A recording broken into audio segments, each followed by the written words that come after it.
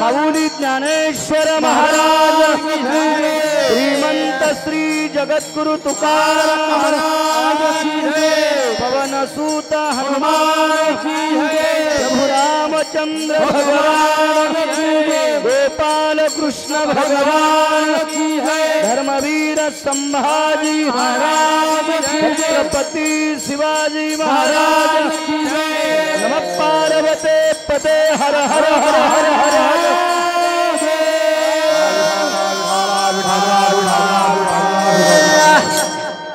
रघुमाई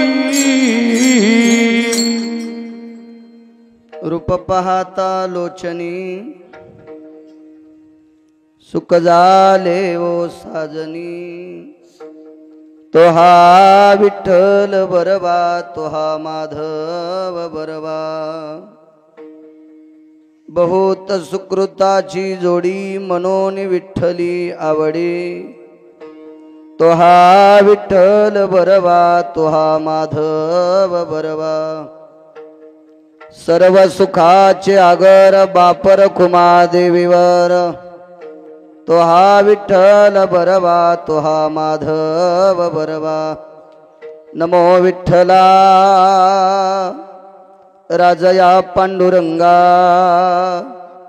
नमो रुक्मिणी माऊली ज्ञान गंगा, नमो पुंडलिका, नमो चंद्रभागा, नमस्कार माझा रुक्मिणी पांडुरंगा, पांडुरंगा करू प्रथम नमन,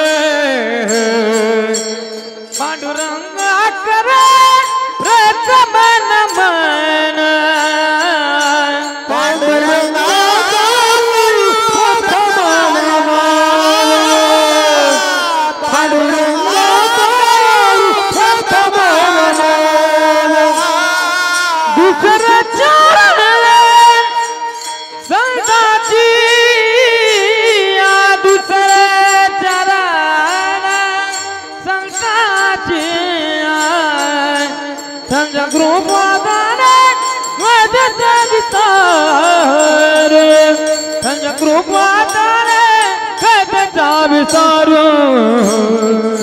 दुसरे चरण संताची, दुसरे चरण संताची, संजय कृपादाने वदत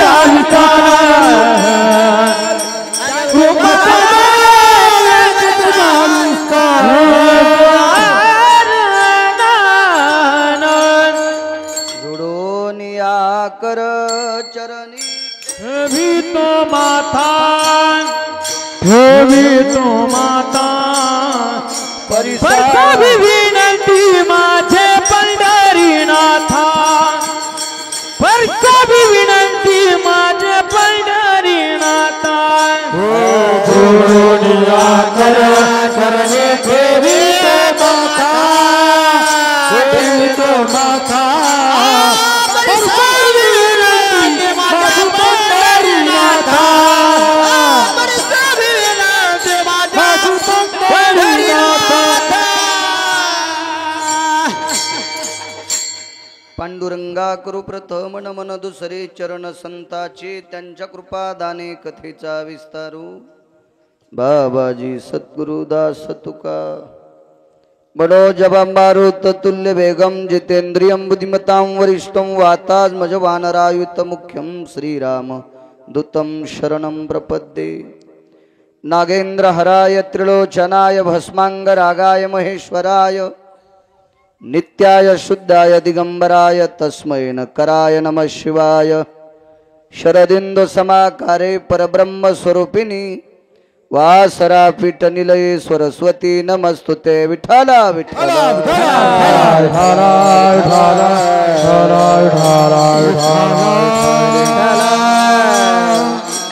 विठ्ठल, विठ्ठल विठ्ठल विठ्ठल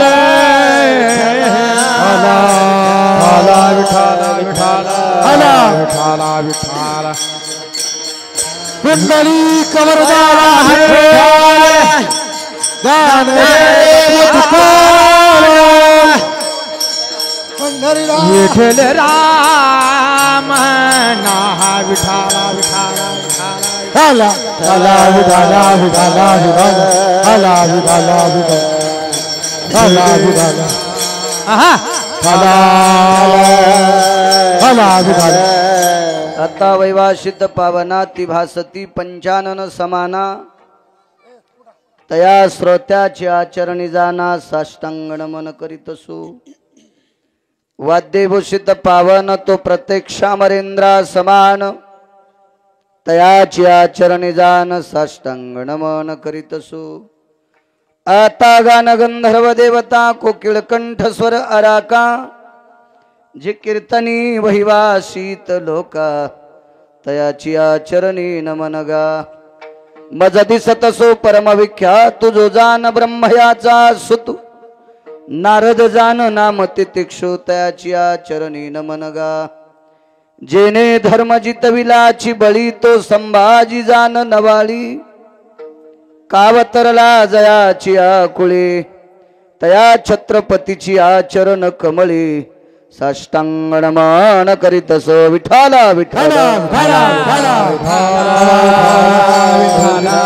आता भिनो वाग्विलासिनी जे चातुर्यार्थ कला कामिनी ते श्री शारदा विश्वमोहिनी नमस्कारी मिया नदी दिव्य गोदा तटीचा विलासी सदा प्रिय जो सज्जना वैष्णवासी जयावर्णिता प्रेमात्यंत चित्ता नमस्कार माझा श्री गुरु एकनाथा रूप पाहता लोचनी सुख झाले ओ साजनी तो हा विठ्ठल बरवा तो हा माधव बरवा प्रस्तुत प्राप्त प्रसंगी सेवेकरता निवडलेला अभंग विश्वमान्य विश्वभूषण विश्वाधिकार विश्वप्रिय ज्ञानियांचे राजे योग्यांची माऊली समाधिधन अलंकापूर निवासी माऊली महावैष्णव ज्ञानोबराय यांचा प्राप्त प्रसंगी निवडलेला अभंग विठाला विठाला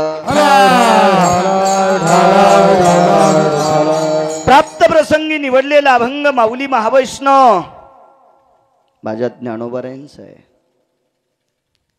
या अभंगाद्वारे माऊली महावैष्णव विश्वाच्या मालकाची रूपाची महती प्रतिपादित करतात. काय ते रूप आहे? तुमच्या माझ्यासारख्यांना आवडत असेल काही नवलाची गोष्ट नाही. आपल्याकडे बुटकभर पाणी आहे सगळ्याच गोष्टीचं. ज्ञानाचं असेल, संपत्तीचा असेल, प्रतिष्ठेचा असेल, भक्तीचा असेल, बुटकभर पाणी. पण ज्ञानोबरायच्या ज्ञानाचा विचार जर केला तर ज्ञानोबराय ज्ञानातले सागर आहेत. सागरापेक्षा मोठं पाणी कशातच नसतंय. पाऊस किती जरी झाला तरी ज्याची उंची वाढत नाही, कमी पडला तरी त्याची खोली उंची खाली जात नाही, त्याला सागर बनतात. असे ज्ञानाचे सागर आहेत. योग्यांची माऊली आहेत, साधकांचे मायबाप आहेत. योगाच्या बाबतीत जर विचार केला तर सगळा योग जिथं हात टेकतं ते ज्ञानोबर आहे. ज्ञानाच्या बाबतीत जर विचार केला जिथं सगळे ज्ञानी हात टेकते ते ज्ञानोबर आहे. भाषेच्या बाबतीत जर विचार केला तर 2-3 भाषा ज्याला येते ते दुसऱ्याच्या नाकात काड्या घालते. तिथं 56 भाषेचा काय काय योग्यता असेल महाराजजी. आणि एवढं मोठं दादात्म्य, एवढं मोठं भक्तीचं सूत्र, एवढं ब्रह्मांडातलं फार मोठं, या सगळ्या गोष्टीची अस्खलितता असताना तरी पण त्या रूपाची महती प्रतिपादित करतात. अहो ज्याला कशाचाच मेळ लागत नाही ते इकडे तिकडे चिटकायले विठाला विठाला विठाला.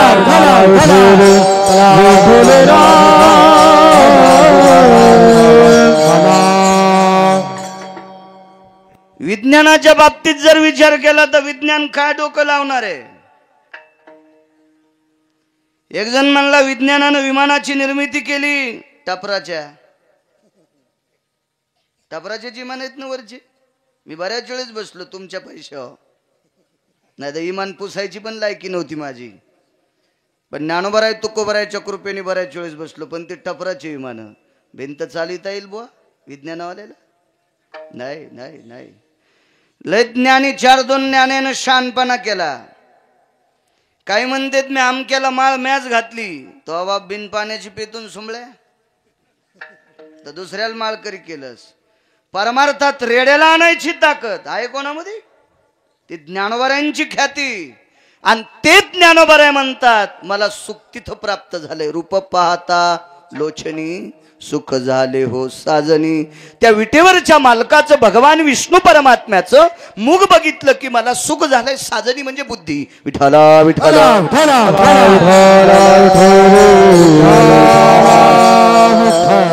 जिथं ज्ञानोबराय म्हणतात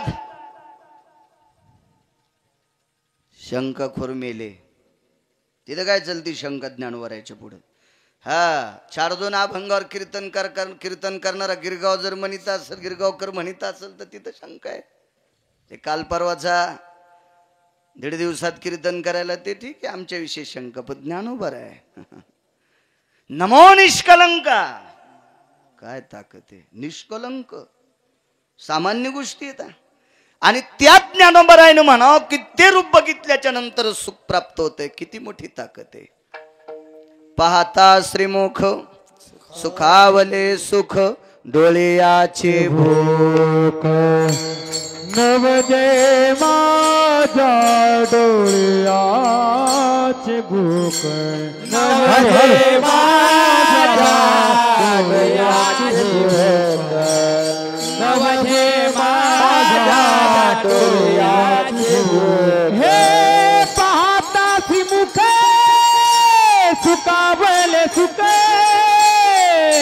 पाहता श्रीमुख सुखावले सुख पाहता श्रीमुख सुखावले सुख पाहता श्रीमुख सुखावले सुख पाहता श्रीमुख सुखावले सुख पाहता श्रीमुख सुखावले सुख सुखावले सुख पाहता श्रीमुख सुखावले सुख. डोळ्याची भूक नवजे माझ्या भूक नवजे माझ्या डोळ्याची भूक नवजे माझ्या नवजे माझ्या अक्षरा तरसे शिव गोडतीने अक्षरा तरस शिव गोडतीने अक्षरा तरसे शिव गोडतीने अक्षरा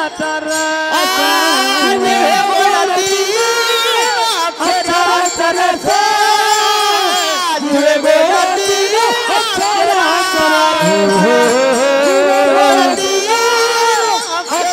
तरसे शिव गोडतीने अक्षरा तरस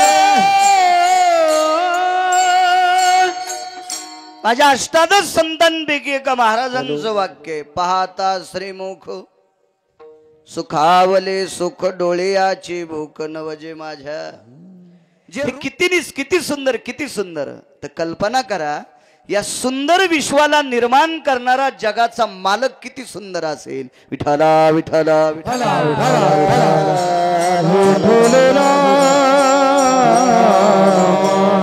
आणि म्हणून त्या विश्वाच्या मालकाचं मुख बघितलं की सुख प्राप्त होते. संत शिरोमणी नामदेवरायचा एक अभंग आहे. दुःखाची निवृत्ती सुखाचे ते सुख पाहता श्रीमुख गोविंदाचे.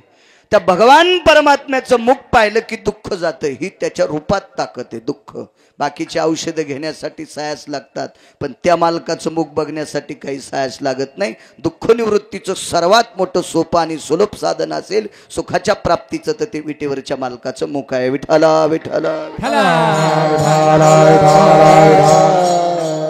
आणि पाठीमागून पाहत राहा. त्रेतायुगातलं मुख बघा, द्वापार युगातलं त्या मालकाचं मुख बघा, आणि कलियुगातलं विटेवरच्या मालकाचं हे एकच अवतार, एकच एकच एकच. प्रत्येक अवतारात सिद्धता टोकाची. काय रूपात ताकद आहे.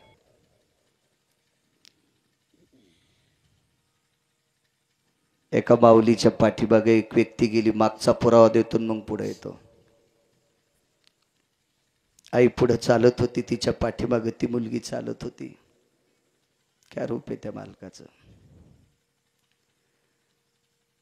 वनात गेल्याच्या नंतर आईची आणि तिची चुकामुक झाली. आई एका दिशेने धावत गेली. आईच्या पाठीमागे धावत असताना ती थकून गेली, दमली आणि एका झाडाखाली थांबली. काय रूपात ताकद आहे मालकाच्या. कालांतराने तिची आई आली. आईला शिकार सापडली नाही याच्या दुःखापेक्षा आपली मुलगी हरवली याचं दुःख तिला जास्त होतं. कारण जे शिकारी करता धावत असणारी या व्यक्तीची आई म्हणजे ती आस्वलीन होती. आस्वलीन, आस्वलीन. रूपाची ताकद किती मोठी आहे पहा. मागचा पुरावा देतोय मग पुढे पुढे येतोय. आई धावत पळत आली आणि पाहिलं, मुलीला कवटाळून धरलं. बाई, 1 तास झालं तुझी आणि माझी चुकामुक झालती. हरवली होतीस. नाही म्हणे आई, मी रस्ता सोडला नाही. फक्त तुझ्या पाठीमाग वेग तुझा जास्त होता, त्या वेगात मी पळू शकत नव्हते. मी थकून गेले, मी दमले, मला स्वेद आला, घाम आलाय मला, मी थकले होते. बाई, तू मदत केली असतीस तर शिकार सापडली असती.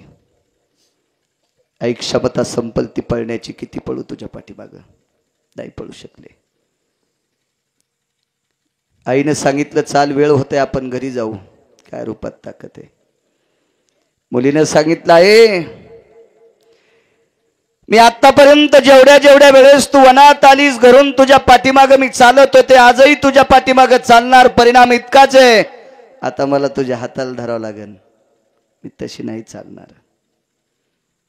आईनं सांगितलं, का ग, लहान असताना चालत होतीस, आता तू मोठी झाली, उपवर झालीस, वयात आलीस, आता तू माझ्या पाठीमागं चालायला पाहिजे. आई, मला आता बाहेरचं काही दिसत नाही. त्या आईनं सांगितलं, वेडीस का काय, तुझे डोळे किती छान आहेत, आतापर्यंत तुझ्या डोळ्याला काही अपाय नव्हता, अचानक अपाय कसा झाला. तिनं सांगितलं, झाला नाही, मी करून घेतलाय. जाणून बुजून आंधळी झालीस. होय, का आंधळी झालीस. जगात एक नाविन्यपूर्ण व्यक्ती दिसली की त्याच्यासारखा सुंदर आतापर्यंत मी पाहिलाच नाही. काय सुंदर, काय सुंदर, काय सुंदर. काय विटेवरचा मालक सुंदर आहे. राजस सुकुमार मदनाचा पुतळा रवेश शेखरा लोपलिया रवेश शेखरा लोपलिया रवेश शेखरा लोपलिया रवेश शेखरा. हे राजसा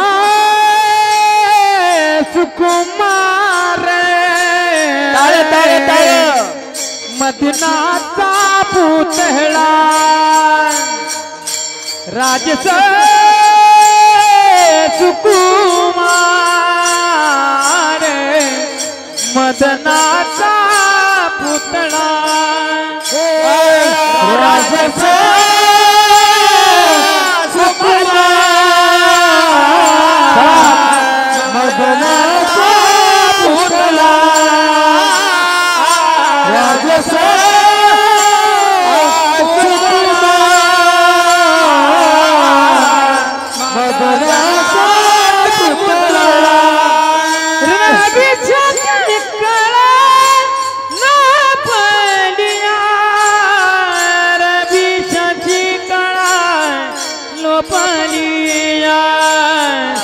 कस्तुरी मळवटा चंदनाची मुठ्या कस्तुरी मळवटा चंदनाची मुठ्या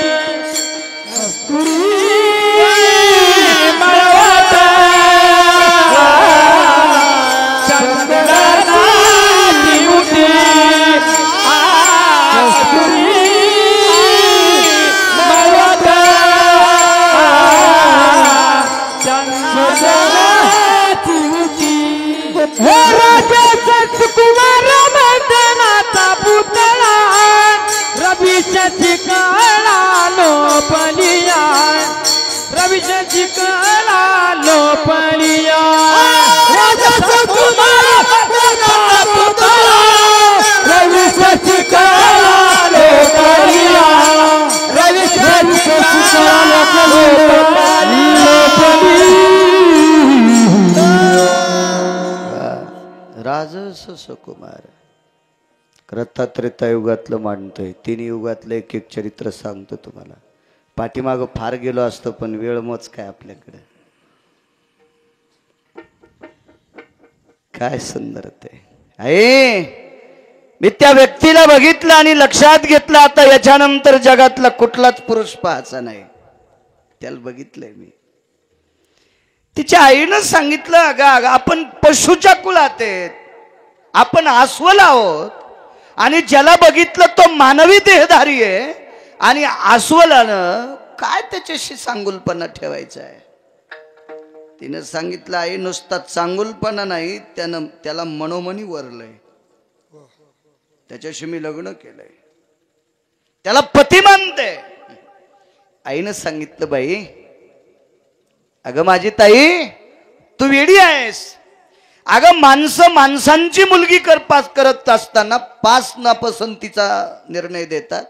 उंची जास्त आहे, माझ्यापेक्षा बुट्टीच आहे, थोडी जास्त सावळीत दिसती, फारच गोरी आहे, उन्हात गेल्यावर लाल होती. हे माणसं असा नाना प्रकारचे तर्कवितर्क करतात ग. आणि तू तर सरळ अस्वलीने, तुला तो कसा पास करीन. आणि तू तर म्हणतेस की चंद्र सूर्याचं तेज त्याच्या पुढे कमी पडतं, एवढा तेजस्वी पाहिलास, आणि ते तुला कसा पास करीन. तुझ्या अंगावर तर इतकी केस आहेत, अस्वलीनेच ना माऊली, कसा पास करीन. आई सांगत होती, ती म्हणे मला पास करायचं का न करायचं तो ठरील, पण मी त्याला पास केलंय. नका पास करीन, पण मी त्याला पास केलंय. आईनं सांगितलं, वडिलांना सांगितलं, ऐकलं नाही. रूपात किती ताकद आहे.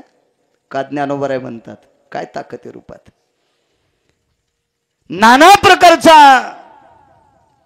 वाटेल ते अट्टहास करून वडिलांनी समजूत घातली, पण ती ऐकत नव्हती. आईनं सांगितलं, पाहुणे रावणे कोण असतील त्यांचे सगळ्यांनी सांगितलं, पण ती ऐकत नव्हती. तिनं सांगितलं, त्याला सोडून जगातला प्रत्येक व्यक्ती येन सहोदरा, भाऊ आहे माझा, भाऊ आहे, भाऊ आहे, नाही वरणार कोणाला मी. त्याच्या रूपाचं चिंतन करीत करीत करीत करीत करीत करीत एके दिवशी मृत्यू पावली. कारण नाव माहित नव्हतं, गाव माहित नव्हतं, फक्त रूप पाहत होती. पाहिलिया वेध लावी बैशे जीवी जडवणी. बघितल्याबरोबर तिला वेध लागले होते. तिने अंतकरणात त्याला साठवलं होतं. डोळे बंद केले, प्राण सोडला. अंत्यविधी झाला. दुःखद अंतकरणाने आई वडिलांनी अंत्यविधी केला. घरी आल्याच्या नंतर विचार करत होते, परमेश्वरा जगदानंद कंद जगतपती, माझ्या मुलीने कोणाला पाहिलं रे. आणि ज्याला मनोमनी बघितलंय त्याला बघितल्याच्या नंतर तिने डोळे बंद केले. जन्मदात्या मायबापाला सुद्धा पाहणं बंद केलंय. नावडे जनधन, तिला त्याच्या व्यतिरिक्त काही आवडत नव्हतं. सारखं त्याच्याच रूपाचं चिंतन करीत करीत तिनं प्राण सोडला. ती अस्वली नव्हती, त्रेतायुगातली. इतक्या श्रद्धेनं त्याला बघत होती, त्याला वरलंय. त्या विटेवरच्या मालकाच्या रूपात किती ख्याती आहे. मागच्या अवतारातला विष्णूचा अवतार सांगतोय, पुढं पुढं मग जसा वेळ भेटेल तसा सांगत राहील, की त्या अस्वलीला त्याला पाहून प्रसन्नपणाने अंतकरणात ठेवलंय. गुरुजी हीच अस्वलीन पुढे जामवंती झाली आणि 16,108 पत्न्यापैकी जगाची मालकीन झाली. काय रूपाची ताकद आहे. प्रसन्नपणाने त्याचं रूप आपलंसं करून घेतलं आणि त्याच रूपाचं चिंतन केलंय. त्या विटेवरच्या मालकाची पत्नी झाली, ही त्याच्या रूपात आहे. रूप पाहता लोचने, रूप पाहता लोचनी, सुख झाले वो साजनी, सुख झाले वो साजनी, झाले वो साजनी, सुख झाले वो साजनी, सुख झाले वो साजनी, सुख झाले वो साजनी. हे रूप पाहता लोचनी, ही सुख झाले वो साजनी, सुख झाले वो साजनी, सुख झाले वो साजनी. रूप पाहता लोचनी, सुख झाले वो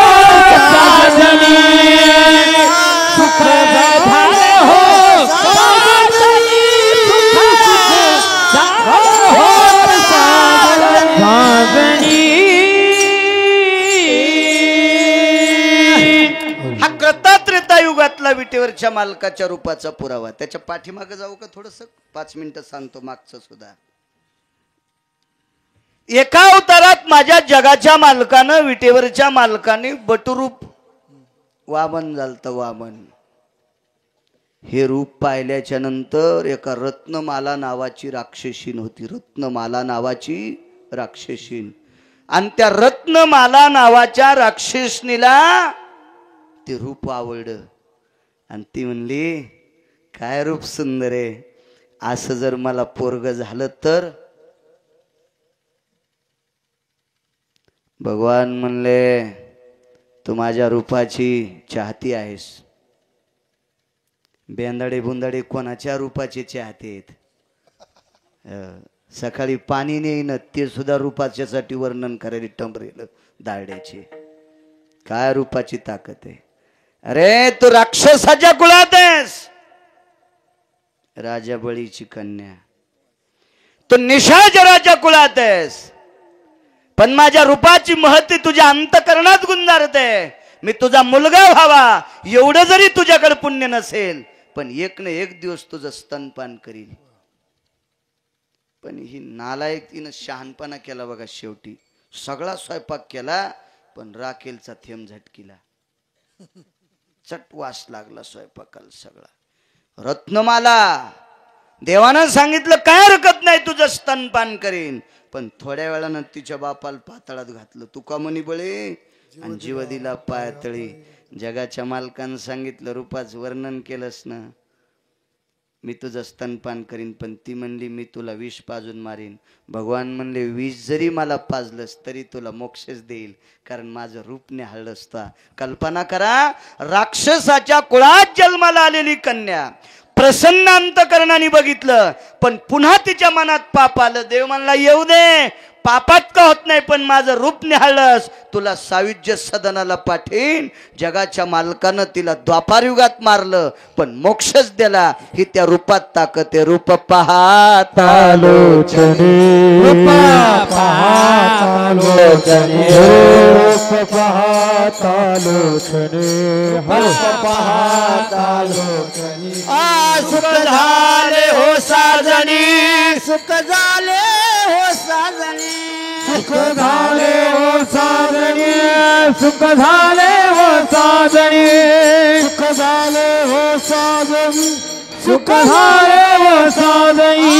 रूप पाहता लोचनी, सुख झाले हो साजनी, सुख झाले हो साजनी, सुख झाले हो साजनी. रूप पाहता लोचनी, सुख झाले हो साजनी, सुख झाले हो साजनी, सुख झाले हो साजनी.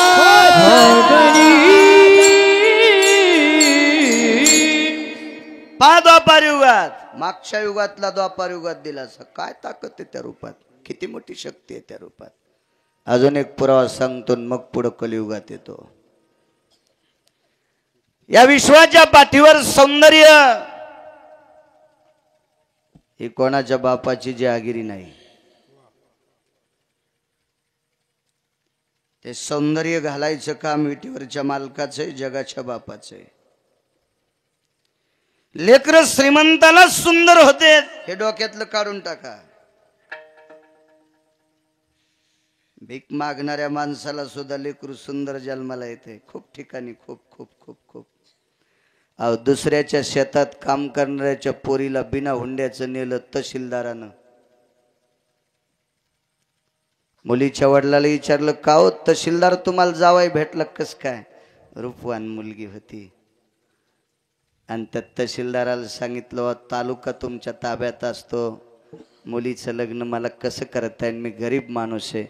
ते म्हणले, रूपवाने मला आवडली, काय हरकत नाही, लग्न मीच करतो, तुम्हीच जेवायला, तुमच्या आंघोळीची व्यवस्था मीच करतो. सौंदर्य दुसऱ्याच्या शेतात ऊस तोडणारा माणूस, काय कोणाच्या बापाची जहागिरी नाही, हे ज्याला त्याला मिळत असतं सौंदर्य. तसं विश्वाच्या पाठीवर एक सुंदर व्यक्ती आहे. मिळाल्यावर माणसानं नीट वागलं पाहिजे बरं. ऊस तोडणाऱ्या पोरीला जर देवानं सौंदर्य दिलंय आणि तिला तालुक्याचा मालक तहसीलदार जर नवरा भेटत असेल तर 5 मिनिटं हरिपाठ वाचायला काय तिच्या पोटात डबा उठतो का? अहो 15-15 लाख रुपये देऊन भेटन नोकरीवालं, आणि हिला तहसीलदार जर पती भेटलाय सौंदर्यपणामुळं. सौंदर्य काहीच्या बापाची जहागिरी होती का? जगाच्या मालकानं जर नाकावर असा गुडघा टेकला असता तर कळलं ना तुम्हाला?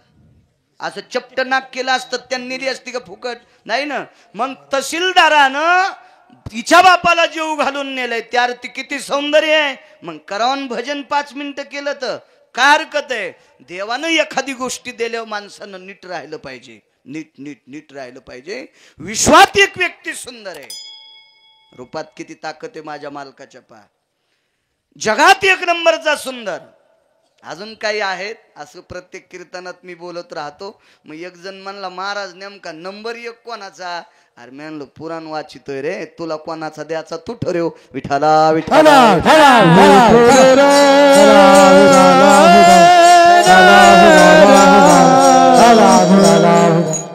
ना दे मला वाचायचा, वाचतोय मी. विश्वात एक नंबरचा सुंदर असा तो शेतात मित्रासोबत गेला. काही गोष्टी आल्यावर माणसानं जपल्या पाहिजे.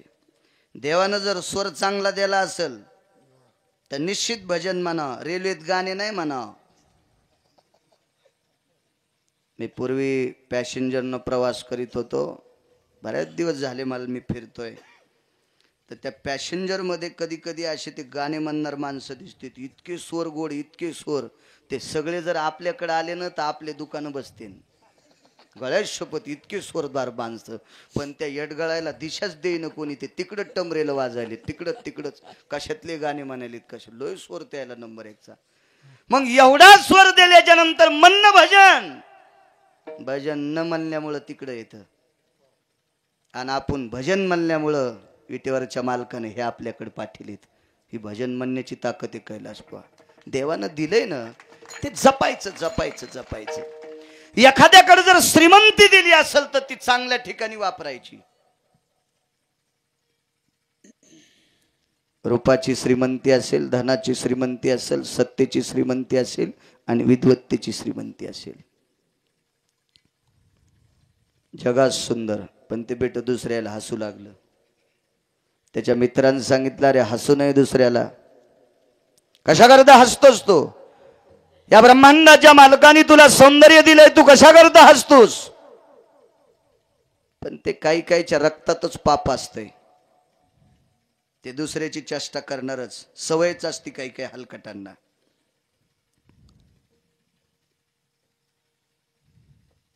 मित्राचं ऐकलं नाही. रस्त्याच्या कडेनं एक साधू चाललेला होता. तो साधू 2-4 जाग्यावर वाकलेला आहे. 2-4 जाग्यावर कमरेत, मानेत, पाठीत, पायात वाकलेला साधू बघितल्याबरोबर हा विश्वातला एक नंबरचा सुंदर त्याला बघितल्याच्या नंतर हसू लागला. पाय ते वाकडं तिकडं महाराज चालले, पाय ते तिरपट महाराज चालले, पाय ते कमरात वाकलेले, ते मानेत वाकलेले, ते पाठीत वाकलेले, ते पायात वाकलेले. ते पाहतय एकीकड, चालतय एकीकड, पाय त्याला नीट चालता येत नाही. मित्रांनी सांगितलं, रे तो वयस्कर व्यक्ती, त्याला कशाला हसायला? असू दे ना म्हणे, पण हसायसारखाच चालायला आहे. मित्रांनी सांगितलं, बेटा ते किती जाग्यावर वाकडं आहे ते सांगू नको माऊले, पण त्याच्या डोक्यावर सूर्यानं सावली धरलेली. अधिकार काय असेल महाराजाचा कल्पना करा. तो महात्मा होता, साधू होता. तुम्हा मला घाम येईल म्हणून आपण झाडाखाली होतो. जगातला सुंदर झाडाखाली होता, घाम पुसू बेजार होता. पण तो साधू उन्हात चलत असताना त्याला घाम येत नव्हता, कारण जगाला प्रकाश देणारा सूर्य त्याच्या डोक्यावर सावली धरीत होता. त्याची ख्याती काय मोठी असेल कल्पना करा. मानित नव्हता तो, आणि कोणालाही मानू नये बरं, कोणालाही मानू नये. धर्म सिद्धांत असा आहे, ज्याची लायकी आहे त्यालाच माना. लायकी नसणाऱ्याला जर मानलं तर त्यानं केलेलं पाप आपल्याला फेडावं लागतंय. विठाला विठाला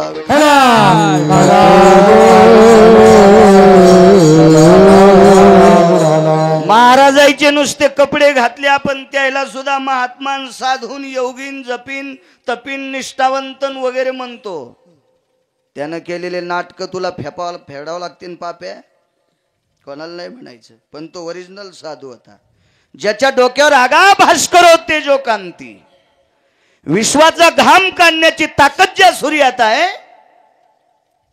9 नक्षत्र पाऊस पडल्याच्या नंतर, उन्हाळ्याच्या नंतर कुठंच पाणी उघडत होत नाही, ही ज्याच्या प्रकाशात ताकद आहे त्याला सूर्य म्हणतात. आणि तो सूर्य ज्याच्या डोक्यावर सावली धरतो तो सामान्य महाराज असेल का? त्याला मानावंच लागेल. कोणालाही मानू नका. तुकोबारायनंही मानलं नाही. तुकोबाराय एकदा देवाला म्हणले, देवा तू मार झोड, गरीब कर, श्रीमंत कर, भिकारी कर, मला काय करायचं तर कर, पण या तोंडानं मी कोणालाही महाराज म्हणणार नाही. अरे मी न म्हणो कवनाशे संत, या मुखानं मी कोणाला संत म्हणणार नाही. तसं आपणही कोणाला वाईट म्हणायचं नाही, पण लायकी नसणाऱ्याला बोकांडीवर घ्यायचं नाही. विठाला विठाला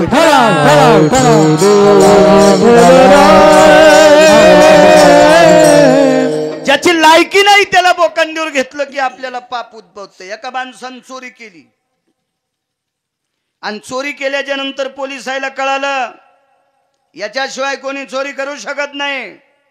घेतला त्याचा शोध, पण त्याच्याही लक्षात आलं पोलीस आपल्याला पकडतेत. गावातल्या श्रीमंत माणसाला, जिल्ह्यात त्याच्या इतका श्रीमंत कोण नव्हता, त्याचे पाय धरले, काय म्हणा पण मला सांभाळा. नौकराला सांगितलंय याला जिन्याखाली ठेवा, आणि पोलीस आल्यावर सांगा आमच्या इथं नाही म्हणून. पोलिसाची ताकद नव्हती त्याच्या वाड्यात घुसायची. तो काळ होता ना, आता नाही. आता तर हंतीन लाल घुसतर, एक ठराविक काळ होता. आणि मग 1-2 महिने जिन्याखाली लपिलं तिथंच. पण कालांतरानं एक बाई त्या घरी ताक मागायला गेली, आणि ताक मागायला गेल्यावर त्या श्रीमंताच्या बाईन तिला ताक नाही दिलं. ती राग राग असे झटके देतच आली. जिन्याला पडदा लावला होता, ते पडदा हल्ला आणि तो दिसला रावशा मधात. ती म्हणली, माय 3 महिने झालं पोलिस बघायलेत गण, रावशात आमक्याच्या जिन्याखाली. लगेच तिच्या पोराला सांगितलं, बब्यान फोन केला पोलीस स्टेशनला, साहेब रावशा आमक्याच्या जिन्याखाली. पोलिसांनी 2 हातकड्या, कोणालाही नाही बोकांडीवर घ्यायचं हे सांगायलो. 2 हातकड्या आणल्या, एक रावशाला आणली आणि जिल्ह्यात 1 नंबरचा श्रीमंत त्याला एक आणली. तर ते म्हणला, लाज वाटते का माझ्यासारख्याला हातकडी घालायला? ते म्हणले, तुला लाज वाटते का चोट्ट्याला सांभाळायला? तो तू चोर नाहीस, पण चोराला सांभाळलं ह्याच्या करता तू अर्धा चोर आहेस. तसं हलकटाला आपण डोक्यावर घेतलं की आपणही अर्धे हलकट आहेत. विठाला विठाला विठाला विठ्ठल. ज्याच्या डोक्यावर सूर्य छत्र धरत आहे अशा साधूची चेष्टा केली. ते साधू काही मोजित नव्हता. देवाच्या रूपात काय ताकद आहे सांगतो. उदाहरण क्रमांक 3. जवळ गेला हा सुंदर व्यक्ती, साधूला असा धक्का दिला, खाली पडला साधू. शक्यतो मोठी माणसं नालायकाच्या नादी लागत नसतात. हत्ती रस्त्याने चालला होता आणि कुत्र्याने इतका गलका सुरू केला, इकून 2-4 गोंगोंग, तिकून 2-4 गोंगोंग, तिकून 5-6 गोंगोंग, इकून 5-6 गोंगोंग. समोर एक हत्ती बसलेला होता. ते जरा जीनच्या पॅन्टीवरला होता आणि हे धोत्रावरला हत्ती होता ना, वयस्कर हत्ती होता. त्याच्या पलीकडून एक नाईट पॅन्टीवरलं होतं. हत्ती म्हणायला माणसं नाही. मग हे काल परवाचे मायबापाच्या पिठावर रेगा आणणारे भुताड, ते म्हणले, काय वय झाले राजा, अरे कुत्रे भुकायलेत. त्या जीनच्या पॅन्टीवाल्याला, नाईट पॅन्टीवाल्याला सांगितलं, अरे राजा हो, असे 50 बी भुकले तरी आपलं काय वाईट आहे, आणि मी जर त्याच्या नादी लागलो तर मला हत्ती कोण म्हणेल. अरे नुसती अशी सोंड हालिली तर 5-50 कुत्रे जिकडं तिकडं पडते न मरते न भेटे ते. पण आपलं काम नाही ना ते. मोठ्या माणसानं स्थिर राहिलं पाहिजे. ज्याच्या डोक्यावर सूर्य छत्र धरतय ते या मूर्खाला काही म्हणत नव्हतं. तेही जगातलं 1 नंबरचं सुंदर होतं, पण धक्के दिले, खाली पडले. खाली पडले बी त्याला काहीच नाही म्हटले. विटेवरच्या मालकाला सांगितलं, हे जगन्निवासा महाराजांचा मोठा पुरावा आहे, मी निष्ठेनं तुझं भजन करतोय. मागच्या जन्मात काय पाप केलं असेल याच्याकरता मला वाकडं केलंस, मी ते भोगण्यासाठी तयार आहे. पण मी तुझं भजन करतोय, तुझं स्मरण करतोय, तुझं नामस्मरण करतोय. आणि हलकट माणसं आम्हाला त्रास देतात. तू आमच्यासाठी मेलास का? देवाला विचारलं, आम्हा गांजी जन तरी का मेला नारायण, आम्ही जना भ्यावे आणि तरी का न लाजे देवे. महाराजांचा पुरावा आहे. त्या साधूच्या तोंडातून असा शब्द पडल्याबरोबर माझ्या विटेवरच्या मालकाला, जगन्निवासाला, जगदानंद कंद जगतपती भगवान विष्णू परमात्म्याला थोडंसं कसतरी वाटलं. आणि देवानं काय केलं, एका शकंदात जगातला एक नंबरचा सुंदर 4 जाग्यावर वाकलेल्या महाराजाला हसत होता, बेट सरपच करून टाकलं. आजगराच्या येवनीला पाटील सरप किती जाग्यावर वाकवतो कोणालाच हिसाब सांगता येत नाही. आणि मग त्याचं नाव होतं सुदर्शन नावाचा विद्याधर. विद्याधर देवतीतली एक देवता होती. विद्याधर देवता आहे. यक्ष किन्नर गंधर्वो चारणो विद्याधरो लोकपालो दिक्पालां चारुहासं परमहंसायां अधिष्ठितं सकलास्तिज्जायते प्रमुख पंचायतन देवता महारुद्रास्थितयं गिरिजाधिपतयेन एकदन्तास्थित लंबोधर अधिष्ठितायां भवजायते कृपाछत्राण सकलस्थितं तं जायते ना आह्वानांच प्रियतान्न मम. हे प्राण प्रतिष्ठेला म्हणले असतील ना, आता कशाला म्हणायचे विठ्ठला विठ्ठला विठ्ठला.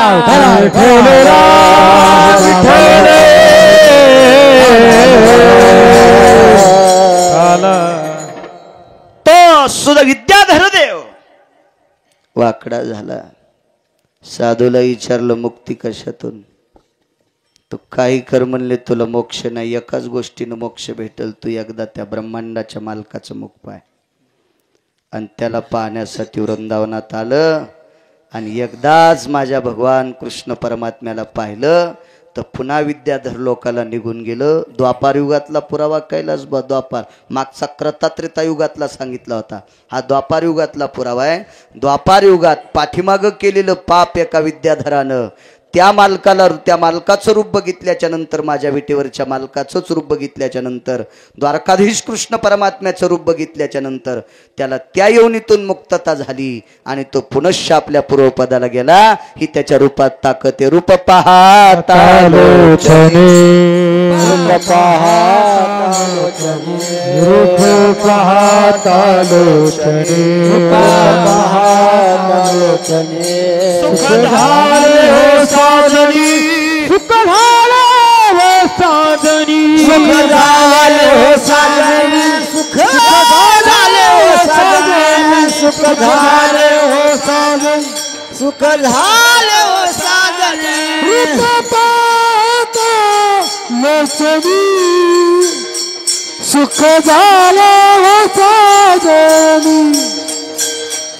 सुख झाले हो साधनी, सुख झाले साधनी. हा रूप पाहता लोचनी, सुख झाले हो साधनी, साधनी झाले हो साधनी, झाले हो साधनी.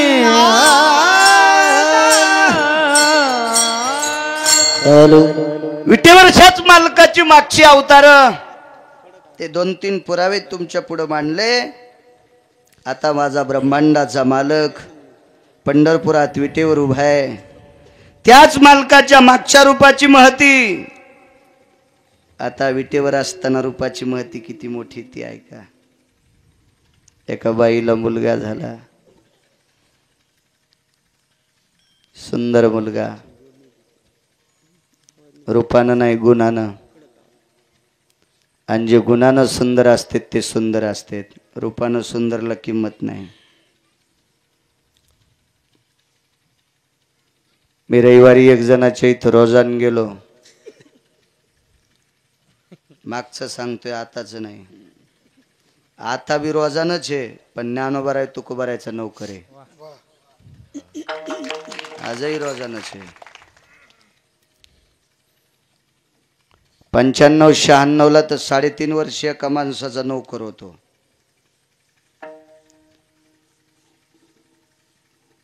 चुका करीत नव्हत्या. एका माणसाने रविवारी सुट्ट्या असल्या की मला रोजदारी द्यायची. वडील 90ला वारले होते. त्या माणसाच्या शेतात सकाळी 9:30-10 वाजता गेलो. 4 बायका तूर कापीत होत्या आणि 4 बायका मागचा कापूस शेचित होत्या. शेवटच्या शेंड्याला लागलेली बोंड. 8 बायका 10 वाजल्यापासून बघितल्या मी तर 5:45 वाजेपर्यंत.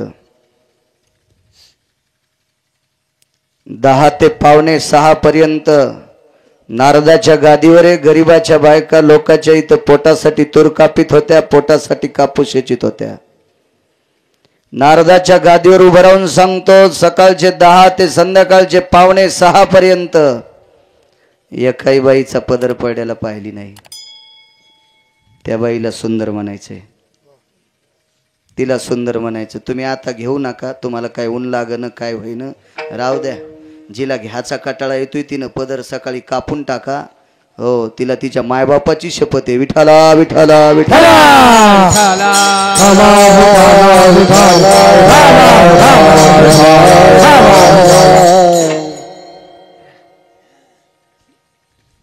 पुराणामध्ये 30% पुराण तुमच्यासाठी खर्च केलंय. 30%. ज्या घरी कुलस्त्रिया राज्य राणी व संपत्ती. काय ख्याती तुमची माझ्या माईंनो, फार मोठी ताकद आहे तुमची. घेत जा, तुम्हाला गिरगावकराची शपथ पदर घेत जा. त्या बाईला सुंदर बनायचंय.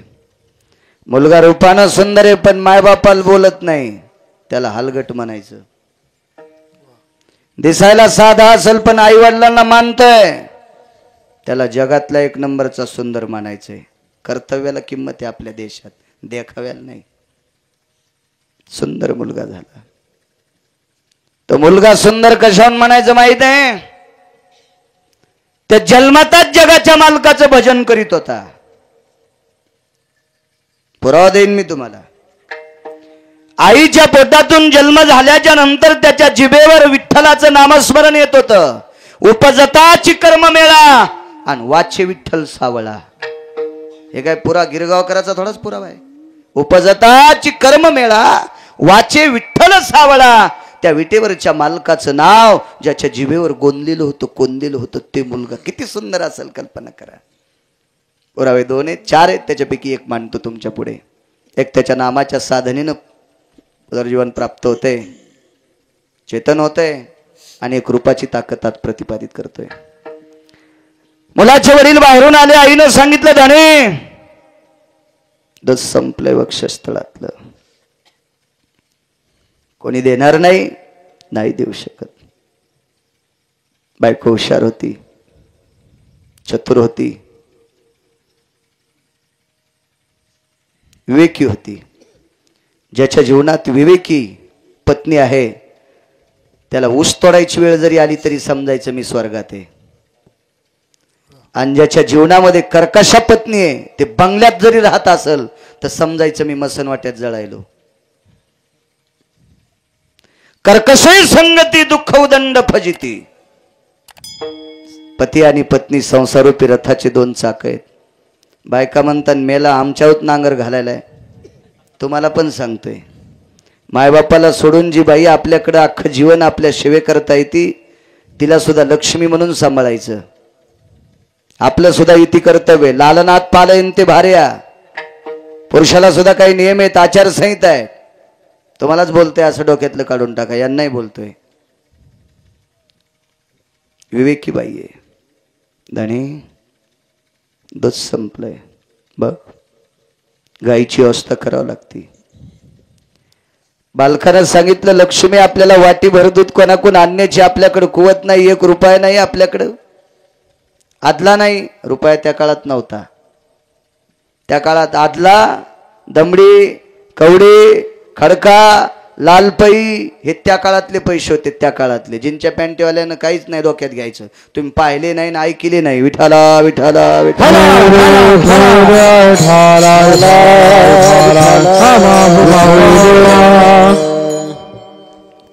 कुठून आणायची गाय? विवेक किती गोड होता पा. बायकोनं सांगितलं, धनी एक काम करा, तुमच्या ताईकडे बऱ्याच गायी येतात. म्हणजे मुलाच्या आत्याकडं, मालकाच्या बहिणीकडे, हिच्या ननंदेकडं. धणे तुमच्या ताईकडे भरपूर गाई येतात. ऐकून ना ऐकल्यासारखं केलं. दुसऱ्यांदा आवाज दिला, धणे अहो मी म्हणते वनसंकर भरपूर गाई येतात. काहीच बोलले नाही, प्रतिक्रिया दिलीच नाही. तिसऱ्यांदा आवाज दिला, धणे आपल्या बाळाच्या आत्याकडे भरपूर गाई येतात. डोळ्यातून पाणी आलं आणि पत्नीला सांगितलं, प्रिय लक्ष्मी त्या गायी आहेत त्या मला सुद्धा माहीत आहेत, पण तिकडचं इकडं आणत नसतात. काय डोकं असेल कल्पना करा, काय विद्वत्ता असेल. शाळा होती का त्यावेळेत कांबळे सर? पण किती विवेकी असतील माणसं, कल्पना करा. शाळा नव्हत्या तरी सगळ्या भावायच्या लेकरायचे लग्न होस तर भाऊ व्हायला निघत नव्हते. आता शाळा जरी असली तर दोनच तोंडन खिचडीन बोंड, काय संबंध नाही. म्हातारा म्हातारीचे कपडे धुवायचे नाही, त्याचं ते ठरून घेते. खूप शिकलेली माणसं. माझा सर्वे सगळ्यात जास्त बुद्धिजीवी माणसांनी आई वडिलांचा त्याग केलाय. आकड्यानी सांगतो, आकड्यानी, कीर्तनात नकोय. कोणाला जर पाहिजेच असेल तर आकडा आहे माझ्याकडं. अज्ञानी माणसं भीतात लोकांना. हे खूप टोकाला गेलेली माणसं भीत नाहीत, गरज नसल्यासारखं. सर्वसामान्य माणूस पण सगळ्या गोष्टीचं ज्ञान तिकडचं आणत नसतेत ग. कसं आणायचं? बाई हुशार होती. बाईनं सांगितलं, बहिणीच्या घरचं आणत नसतेत, मला याचंही ज्ञान आहे. कशामुळं? सोयराबाईचे वडील मंगळवेढ्याला आल्यावर चोखोबरायची तर जेवत नव्हते.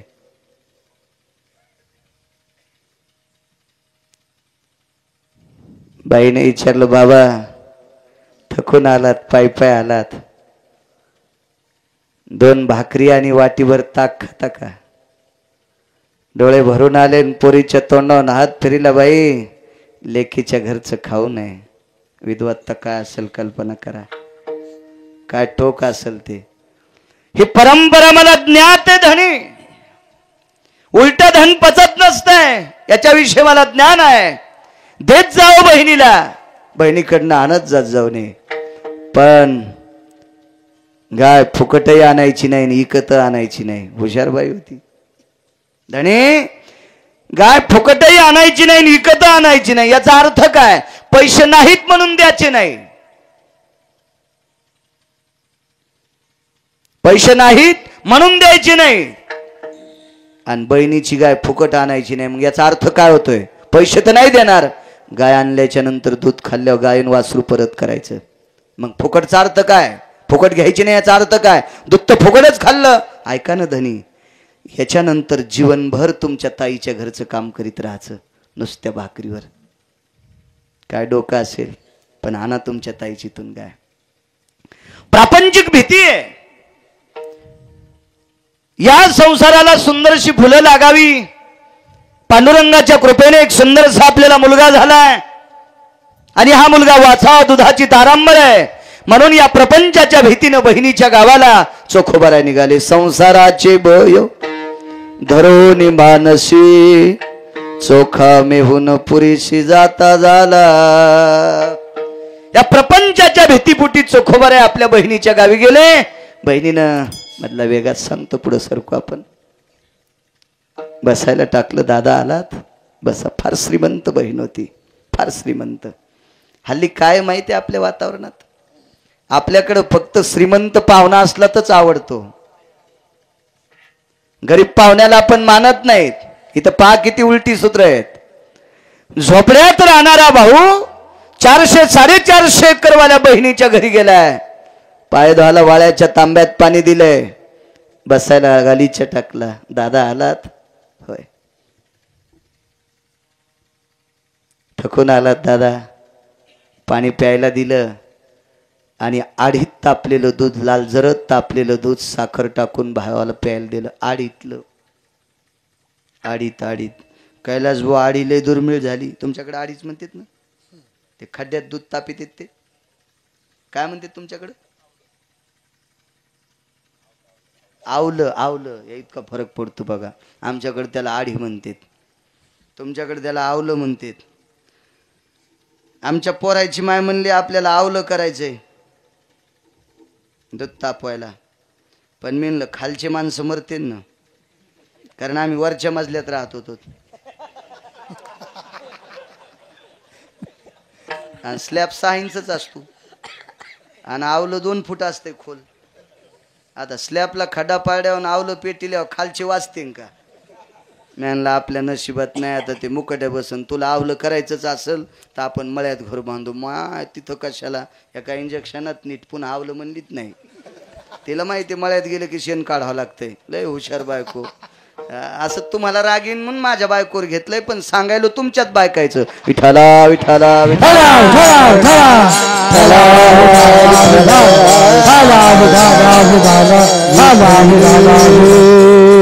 आडीतलं तापलेलं दूध आवल्यातलं दिलंय.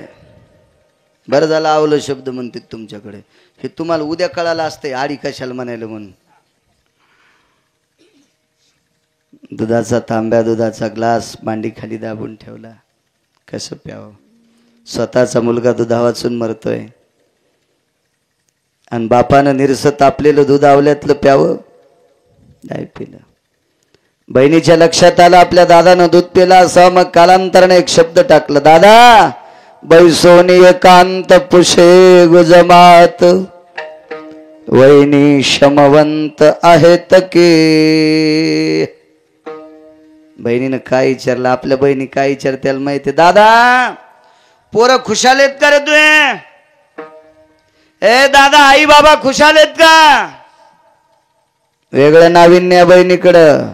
तिनं आई वडिलाला विचारलं नाही, तिनं याच्या लेकरांना विचारलं नाही, भाऊजेला विचारलं वहिनी शमवंत आहेत की. दादा वहिनी खुशाल आहेत का?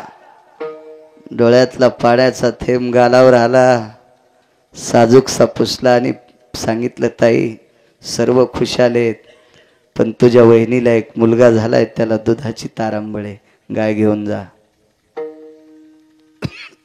ती गाय आणली, पण आपल्याला रूपाचा सिद्धांत बघायचा आहे. त्या गायीची धार नाही काढली. पुढे बघू आपण. पत्नीनं सांगितलं मालक धार नाही काढू शकत.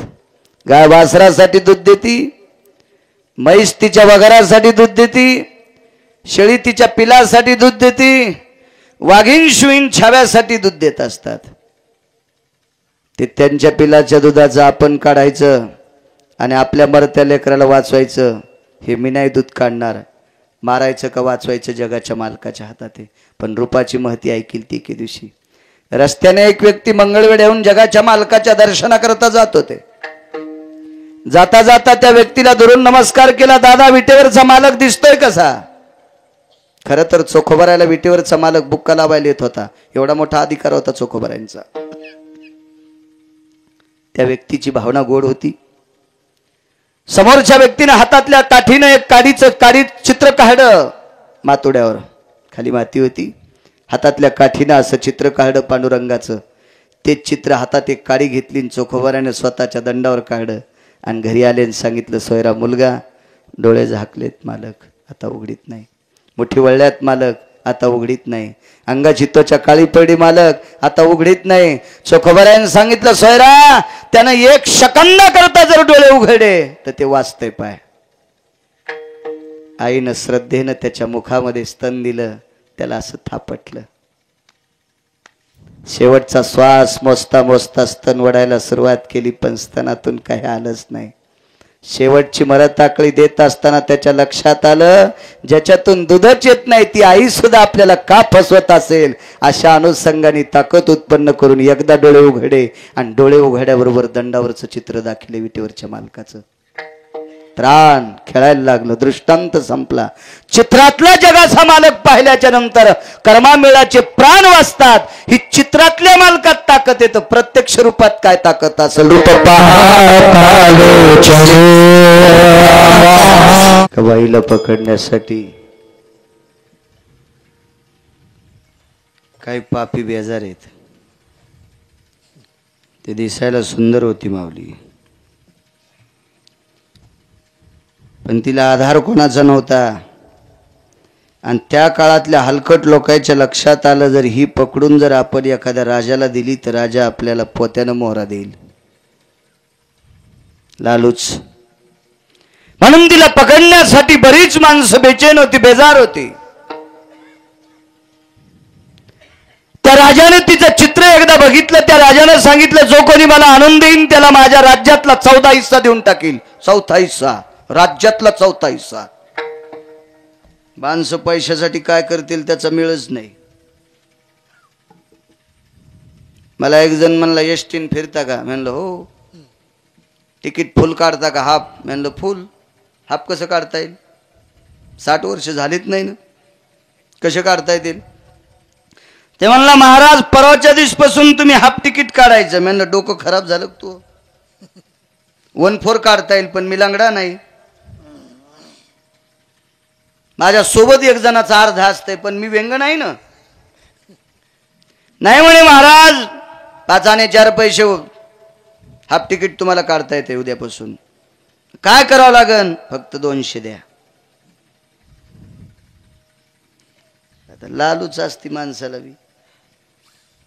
फिरायचंय म्हणलं चला. दिले त्याला 200 रुपये. एक म्हातारी पाया पडली होती. मला कुठं आऊत हाणून द्यायचं बैल न खाट्या नाव आऊ तू बाट्या. दिले आपलं तिला. पन्हाळा वाटा आले मोरी वाटे गेली. देऊन टाकले त्याला. म्हणलं धर 200 रुपये. त्यानं 3ऱ्या दिवशी मला हाफ कार्ड आणून दिलं. त्याला म्हणलं एक बी केस पिकला नाही रे. त्यावेळेच सांगतोय. आता 5-6%, 10-20% पिकलेत. कवरक राहते तशी आहे की नाही? पिकतच असतात ना ते. 10-15 वर्षाच्या नंतर एक जणाची माझ्याकडे तक्रार आहे. म्हणलं काय रे? म्हणलं लग्नात बायको दिसत होती तशी दिसच ना. लग्नाच्या दिवशी दिसत होती का मंडपात तशी दिसच ना.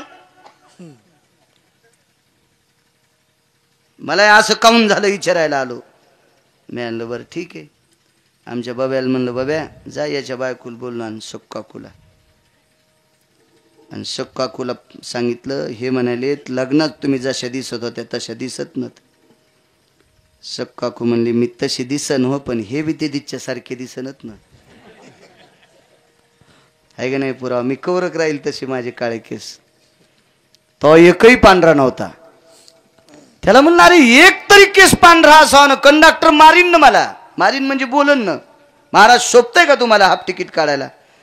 त्यानं सांगितलं कंडक्टरची ताकदच नाही तुम्हाला बोलायची. तहसीलदारांनी दिल्यावर कंडक्टर काय करीन? देऊन टाकलं.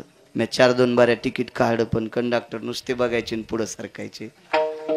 काहीच बोलत नव्हते. 100 तहसीलदाराला आणि 100 त्याला. 35 वर्षाचा गिरगावकर 60 वर्षाचा झालता. 28 वर्षाचा 60 वर्षाचा. किती रुपयात? 200 रुपयात. जर 28 वर्षाचा गिरगावकर 60 वर्षाचा होती 200 रुपयात तर स्वराज्यातला अर्धा हिस्सा दिल्यावर माणसं किती बेजार होत असतील पान त्या बाईला बघण्यासाठी. अति बेजार, अति बेजार. प्रत्येक जण म्हणत होता मी सापडून आणतो, मी सापडून आणतो. रूपात किती ताकद आहे माझ्या विटेवरच्या मालकाच्या. पण ती हुशार होती, विवेकी होती. ती अशा भयानक जंगलात तिचं वास्तव्य आहे जिथं हिंस्र श्वापद आहेत. अशा ठिकाणी तिचं वास्तव्य आहे. तिने विचार केला आपण दिसायचं नाही लोकांना. काही काही माणसं बहुरूप्याच्या वेशात येत होते. काही महाराज होऊन येत. खोटे महाराज काल नेहमीसारखे साधूचं रूप घेऊन येत. पण ती काही कोणाला सापडली नाही. काही माणसं बघायला आल्याच्या नंतर जिथं एखादं जनावर मृत्यू पावलंय मेलेल्या जनावराच्या बाजूला तिचं वास्तव्य असायचं. कारण त्या वासामुळे दुसरं कोणी जवळ येत नव्हतं. आणि तिथं राहायची ती. 6.5 वर्ष जंगलात राहिली. पण ती किती सुंदर होती सांगू माझ्या माईंनो. 6.5 वर्ष जंगलात राहिली. तिने नदी नाल्याला वड्याला आंघोळ केली. तिला फॅरन लवली नव्हती. तिला लिपस्टिक नव्हती. तिला भवाळ्या कापायचा वस्तारा नव्हता. काऊन कापी त्यात काय माहित. त्या का एसटीला अडकत्यात का? कापी जा कापी जा. महाराजाला कापू नका म्हणजे बरं एखाद दिवशी. कुठल्याच प्रकारचं सौंदर्य साधन तिच्याकडं नव्हतं, पण ती ज्या झाडाखाली गेली ते झाड प्रसन्न होत होतं. ही तिच्या सौंदर्याची ख्याती होती. काय सौंदर्यवान असेल कल्पना करा, काय रूप असेल तिचं, काय ख्याती असेल तिच्या रूपाची, काय नाविन्य असेल तिच्या रूपाचं. अगा तरुशाखा प्रसन्नोस्थिता नैवम गांजा कसम लिखितम. झाडाच्या फांद्या प्रसन्न होत होत्या तिच्या रूपानं. हे एखाद्या गांजा कसनं थोडंच लिहिले. काय सौंदर्य असेल तिचं. 6.5 वर्ष त्या जंगलात. भगवंतानं दिलेलं सौंदर्य सौंदर्य असते. हे वरचं डेकोरेशन काय कामाचं. पण बायकांनी नटत जाव. तुम्हाला भगवंताने दिलेला तो आशीर्वाद आहे. तुम्हाला नटणं साहजिक आहे. माणसानं कमी नटायचं. बरं माणसानं कमी नटायचं. षडाभवा स्थितो नायाम नाविन्याम अननपुटेशो येन मंडित भयव्याप्ता कामिनी संगान अंशजनो नैवम देशी पिताडम लिखितम. दिवसाकाठी 6 वेळेला जर पुरुष नटत असेल, 6 वेळेला सतत सतत आरशापाशी जात असेल, सतत सतत कंगवा हातात असेल, सतत सतत सौंदर्य प्रसाधन लावित असेल, तर त्याच्यामध्ये स्त्रीचा अंश आहे असा निवृत्ती बाबा वक्तेंचा निर्वाळा मी ऐकला. आणि निवृत्ती बाबा वक्ते म्हणजे धर्म भास्कर. ते काय 1-2 ग्रंथ वाचणारा साधू नाही, असे कितीतरी ग्रंथ वाचणारा महात्मा. मी पंढरपूरला ऐकला निर्वाळा. पुरुषानं जास्त नटू नये. आमचा एक पाहुणा भागवतकार होता. ते लिपस्टिक लावून कथेत बसला. अरे मी म्हणलं सुंबळ्या मागच्या जन्मात का कळवातीन होतास का पाप्या. तू माणूस असून व्हाटाला लिपस्टिक लावायला तुला शोभतय का भागवत सांगायला आणि पांचाटा. विठला विठला विठला.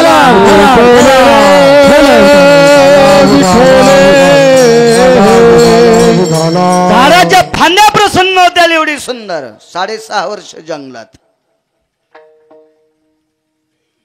त्या जंगलाच्या कडेनं एक व्यक्ती चालली.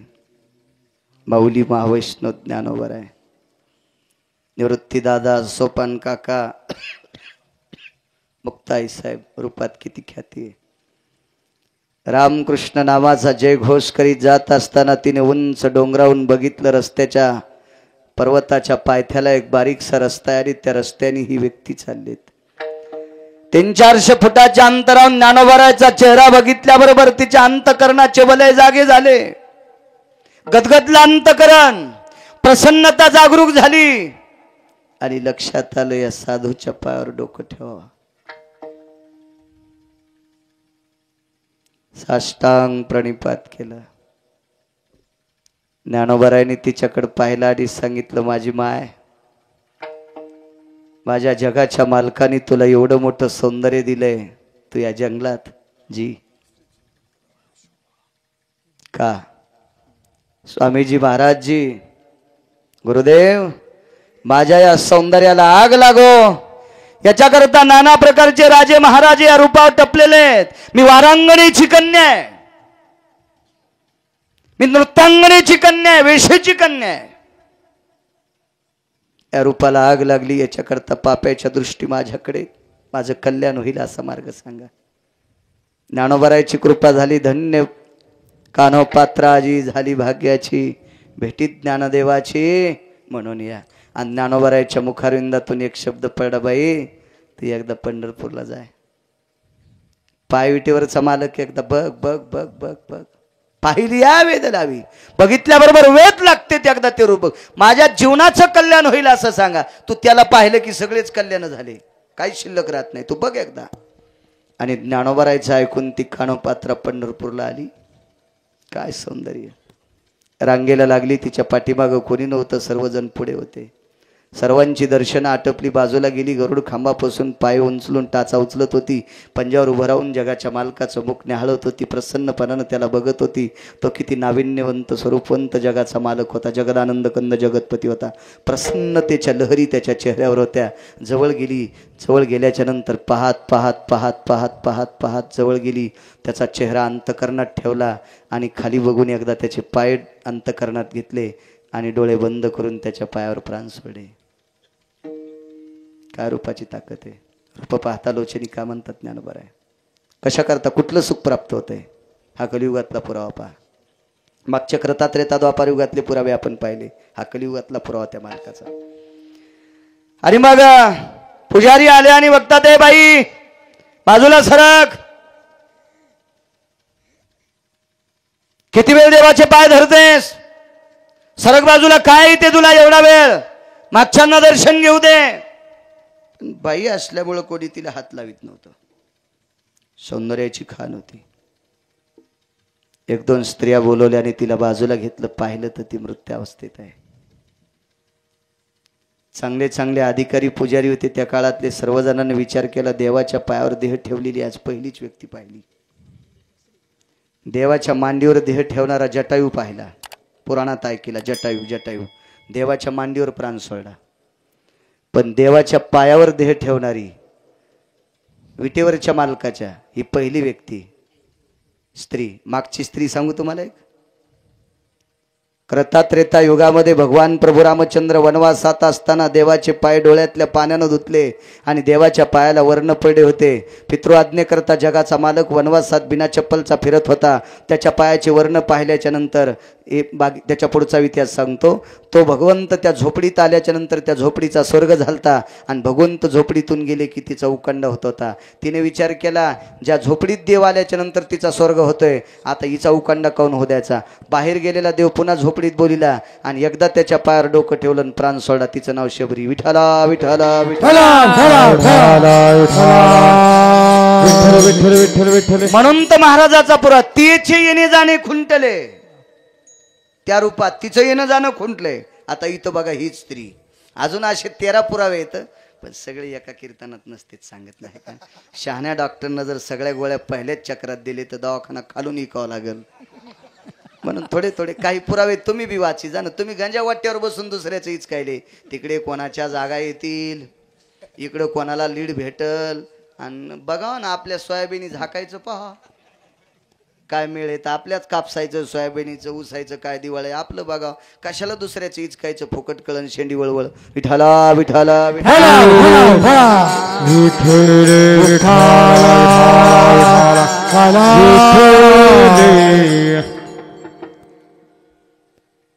विद्वान पुजाऱ्यांच्या लक्षात आलं, हिनं देवाच्या पायावर देह समर्पित केलाय. अधिकारी किती आहे? एक मात्रा. दुसरी मात्रा काय? अरे कोण असावा? कानोकान खबर लागली, वेशेची कन्या आहे. बापरे, वारंगणीची कन्या. हिला देवाच्या पायावर मरण आलंय. तिसरी मात्रा. काही लोकांनी सांगितलं हिचा स्पर्श झाल्यामुळे देव वाटलाय. लय चित्र आमची लोक. देवाच्या जवळ गेलेली माणसं इतकेही चित्र की बघायचंच काम नाही. नाना प्रकारचे तर्क, नाना प्रकारचे तर्क. काय करायचं म्हणले, आजपासून यज्ञ सुरू करा, देवावर नाना प्रकारचे अभिषेक करा, देव शुद्ध झाला पाहिजे.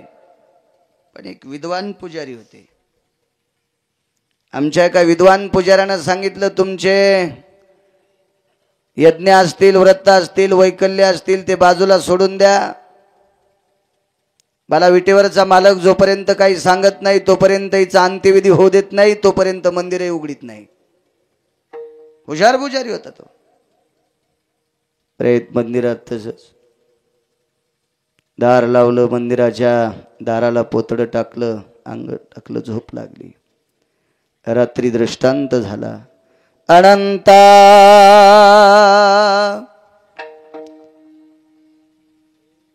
तुझं मी सांगत असो अनंत, पाहे पाकानो पात्र पवित्र. विटेवरचा अनंत सांगतोय. हे अनंत नावाच्या पुजाऱ्या तुला विटेवरचा अनंत सांगतोय. हिला फार मोठी प्राप्ती झाली. एक तर माझे पाय सापडले, तुझे पायी सुख सर्व आहे. एक. दुसरी गोष्ट, तिनं माझं नामस्मरण केलंय. जे ज्ञानोबाराच्या मुखारविंदात होतं ते ती ऐकत आली. नाम चांगले चांगले हेही तिला प्राप्त झालंय. आणि तिसरी गोष्ट, तिनं माझा चेहरा पाहिलाय, दुःखाची निवृत्ती. या 3 गोष्टी तिला प्राप्त झाल्यात. तिचा अंत्यविधी कर, पण माझ्या उजव्या हाताला कर. आणि कानोपात्रेचा अंत्यविधी विटेवरच्या मालकाच्या मंदिरात देवाच्या काही अंतरावर उजव्या हाताला झालाय. 16,108 पत्नीपैकी लक्ष्मी मुख्य होती ना, ती डावी कुंठली. वामांगी रखुमाई दिशे दिव्य शोभा. डावी कुण लक्ष्मी, जिच्यासाठी अख्खं जग बेजार आहे. हातवरी करा बरं, कोणाला लक्ष्मी आवडत नाही? प्रत्येक जण जिच्यासाठी बेजार आहे ती लक्ष्मी डावी कुण, आणि वारांगणीची कन्या उजवी कुण. कशाची ताकद आहे माहिती आहे? वेळ घेत नाही, मुद्द्यावर येतो. देवाच्या रूपाची ताकद आहे, त्याच्या नामाची ताकद आहे, त्याच्या पायाची ताकद आहे. त्याच्या प्रत्येक स्वरूपात हे भरलेलं आहे.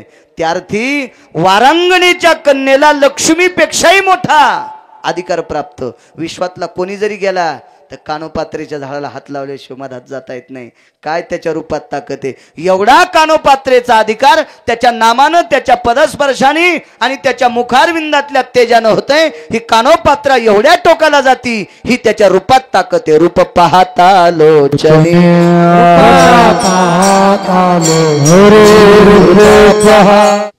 स्त्रीला महानत्व प्राप्त झालंय, त्याच्या रूपात ताकद आहे. काय मोठं नाविन्य असेल! विश्वातला किती हलकट माणूस पंढरपूरला न्या, किती हलकट असू द्या, पण तो रांगेला लागावा. त्यानं रांगेत चालत चालत चालत 10-15 घंटे चालावं आणि त्याच्यानंतर गरुड खांबाच्या जवळ यावं. त्याच्या समोर जर कोणाचं डोकं आलं असेल, पांडुरंगाचा चेहरा दिसत असताना माणूस जर आडवा आला असेल तर त्याला वाटतं याला खाऊन टाकू का काय, हे माझ्या पुढे आडवं काय येत असेल. इतकी त्या रूपाची महती आहे. सामान्य पुरावा, सामान्य. एखादी माझी मायमावली असेल, शेतात काम करणारी, पंढरपूरला गेली असेल आषाढीला, तिला बिचारीला जाण्यासाठी घडत नसेल, ती गरीब असेल, 20-25 तास ती रांगेत लागली कंडगळे, आणि रांगेत लागल्याच्या नंतर थकून गेली. तिला कोणी पाणी दिलं नाही, कोणी फराळाचं दिलं नाही, थकून गेली. थकून थोडा वेळ बारी थांबली की ती तशीच खाली बसायची, तशीच खाली बसायची. ज्याच्या रूपाची महती माऊली महावैष्णव ज्ञानोबाराय सांगतात.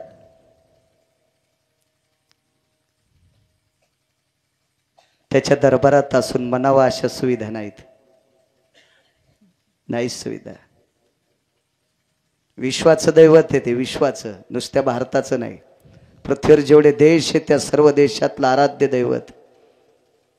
पण का का का तेवढ्या सुविधा करत नसतील कल्पना भगवंत जाणे. का देवालाही ते करून घ्यायचं नसेल त्याची त्यालाच माहीत.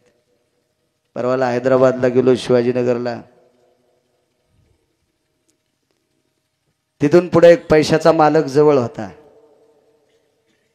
पोरायला म्हणलं चला रे आपण येऊ जाऊन. चला म्हणले महाराज. पोरं म्हणजे मै नाही बरं. पोरायचे 2 प्रकार होते, झालेले एक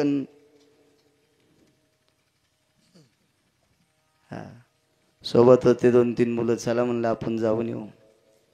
तिथेही गेलो तर रांगेला लागलोत. महालयात गेलतो कालच्या 30 तारखेला, तिथं 28ला 29ला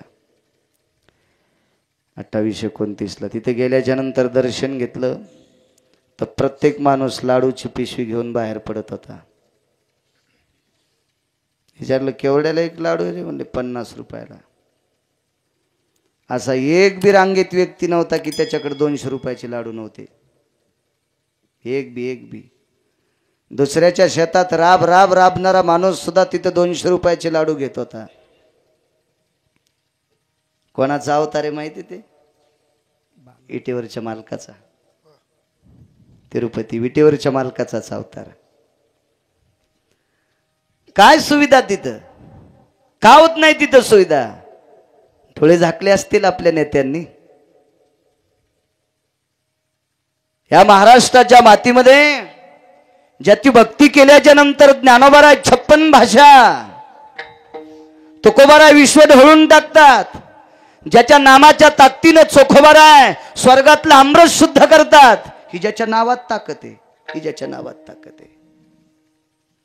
ज्याच्या भक्तीच्या बळावर वराडात कापलेली गाय नामदेवराय जिवंत करतात. काय त्याच्या भक्तीत, काय त्याच्या नामस्मरणात ताकद आहे, त्याच्याकडे तशी दुरावस्था. का करत नसतील त्या सुविधा? ज्यांच्याकडे ताकद दिली त्यांनी त्या ठिकाणची व्यवस्था करावी. जर नाही केली तर मुंडक्यात उड्या हाणीन ते. लोकांच्या शेतात राब राब राबणारी बाई 20 तास बारीला होती. 20 तास बारी थांबली की तशीच खाली बसायची. तिच्या अंगावरच लुगडं 4-2 जागेवर पांढरं शिपीत मळून गेलत. थकून गेलती, गांगाडून गेलती. पण चालत चालत चालत कान्हो पात्रेच्या वृक्षाला एकदा हात लागला, तरटीच्या झाडाला, आणि गरुड खांबाजवळ आली की म्हातारी वाकतच नव्हती, उभीच राहत होती अशी सरळ. हजारो सलाईन दिल्याची ताकद तिच्या अंगात प्राप्त झाली. 20 घंट्यापासून थकून गेलेली म्हातारी एकदाच भगवंताचं मुख पाहिलं की 5-50 सलाईन दिल्यासारखा तवाखतीला प्राप्त होते. हे ज्वलंत पुरावा, ज्वलंत, ही त्याच्या रूपातली ताकद आहे. काय भक्तीचं करंड असेल, काय ताकद असेल, त्या रूपाचं काय नाविन्य असेल.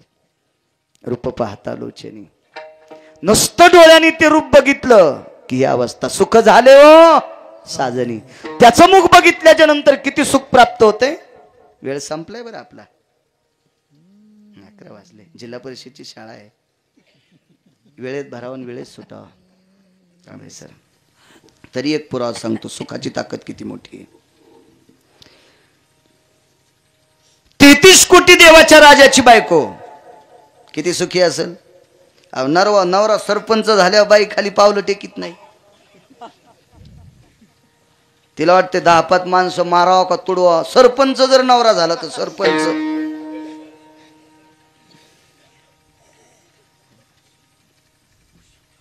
आमची शेजारीन ग्रामपंचायतची सदस्य झाली तर मला 1.5 महिना बोलत नव्हती. मी म्हणलं काकू तुम्ही बोलत नाही. बाई मी का आता पहिल्यासारखी थोडीच राहिले. आणि म्हणलं काय झाले, मी आता सदस्य झाले. मग म्हणलं खाती काय 10-5 माणसं सदस्य झाली, मग काय नवल्याची गोष्ट, एवढी कोणती मोठी झालीस तू. नाही बाई ते का लहान पद आहे का. 14 ट्रॅक्टर दारू वाटली माझ्या मालकानं, तो आम्हाला मतदान केलंय. म्हणलं ते बी खरंय, तो मालक तसन ती पिणारी पानचेटच. सदस्य झाली तर इतका दिमाग. 33 कोटी देवाच्या राजाची बायको काय अधिकारी असेल. 33 कोटी देवांचा राजा आणि ती त्याची बायको. हे खालचे नाही बरं का, हे खाली जे ढवळ्या कपड्यावाले असतात ना, आमदार खासदार मंत्री संत्री सगळे सगळे सगळे सगळे हे बटन दाबून कोण्या दिवशी मळ्यात नेऊन पेटवायचे हे तिच्या मालकाच्या हातात आहे. हे कोण्या दिवशी दाबून मारायचे, निवडून नाही बरं, डायरेक्ट वरीच. हे ज्याच्या हातात आहे तिच्या मालकात ताकद आहे, त्याचं नाव इंद्र आहे. आणि यम त्याच्या हातात आहे, त्यानं सांगितल्याशिवाय यम ऐकतच नाही कोणाचं. वरून सुद्धा त्याचंच ऐकत आहे. ते म्हणते अमक्या ठिकाणी पाऊस पाडावर का, पण असा पाऊस पाडा हिरीला पाणी आलं नाही पाहिजे, बोरला आलं नाही पाहिजे, आणि पिकं हिरवेगार राहिले पाहिजे. असाच पाऊस येईल सर. अमक्या ठिकाणी असा पाऊस पाडा, 4 ठिकाणी 4 बाजूनं पाणी असलं पाहिजे, पण त्याला पेता नाही आलं पाहिजे. डोके इतकं पाणी, पण त्याच्यात डुकरं वाहून आले, त्याच्यात कुत्री वाहून आले, त्याच्यात गायी वाहून आल्या, त्याच्यात म्हशी वाहून आल्या, छतावून पडायला प्यावं लागलं. आहे का नाही मागच्या आपत्तीत.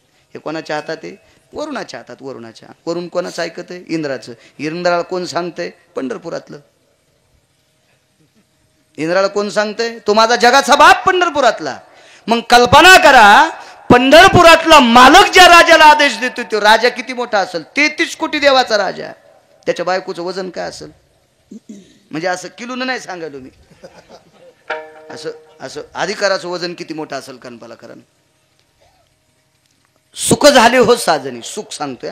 ते रूप बघितलं की सुख प्राप्त होते. शेवटचा पुरावा 10-5 मिनिटं पुढं सरकतो, जास्त नाही.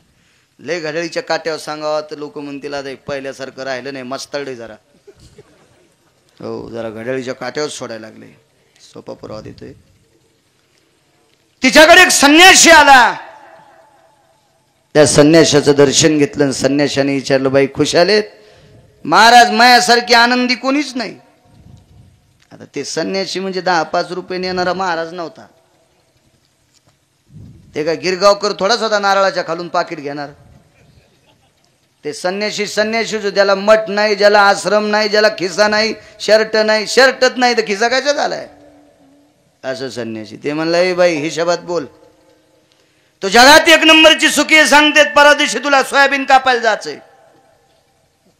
ती म्हणली बाई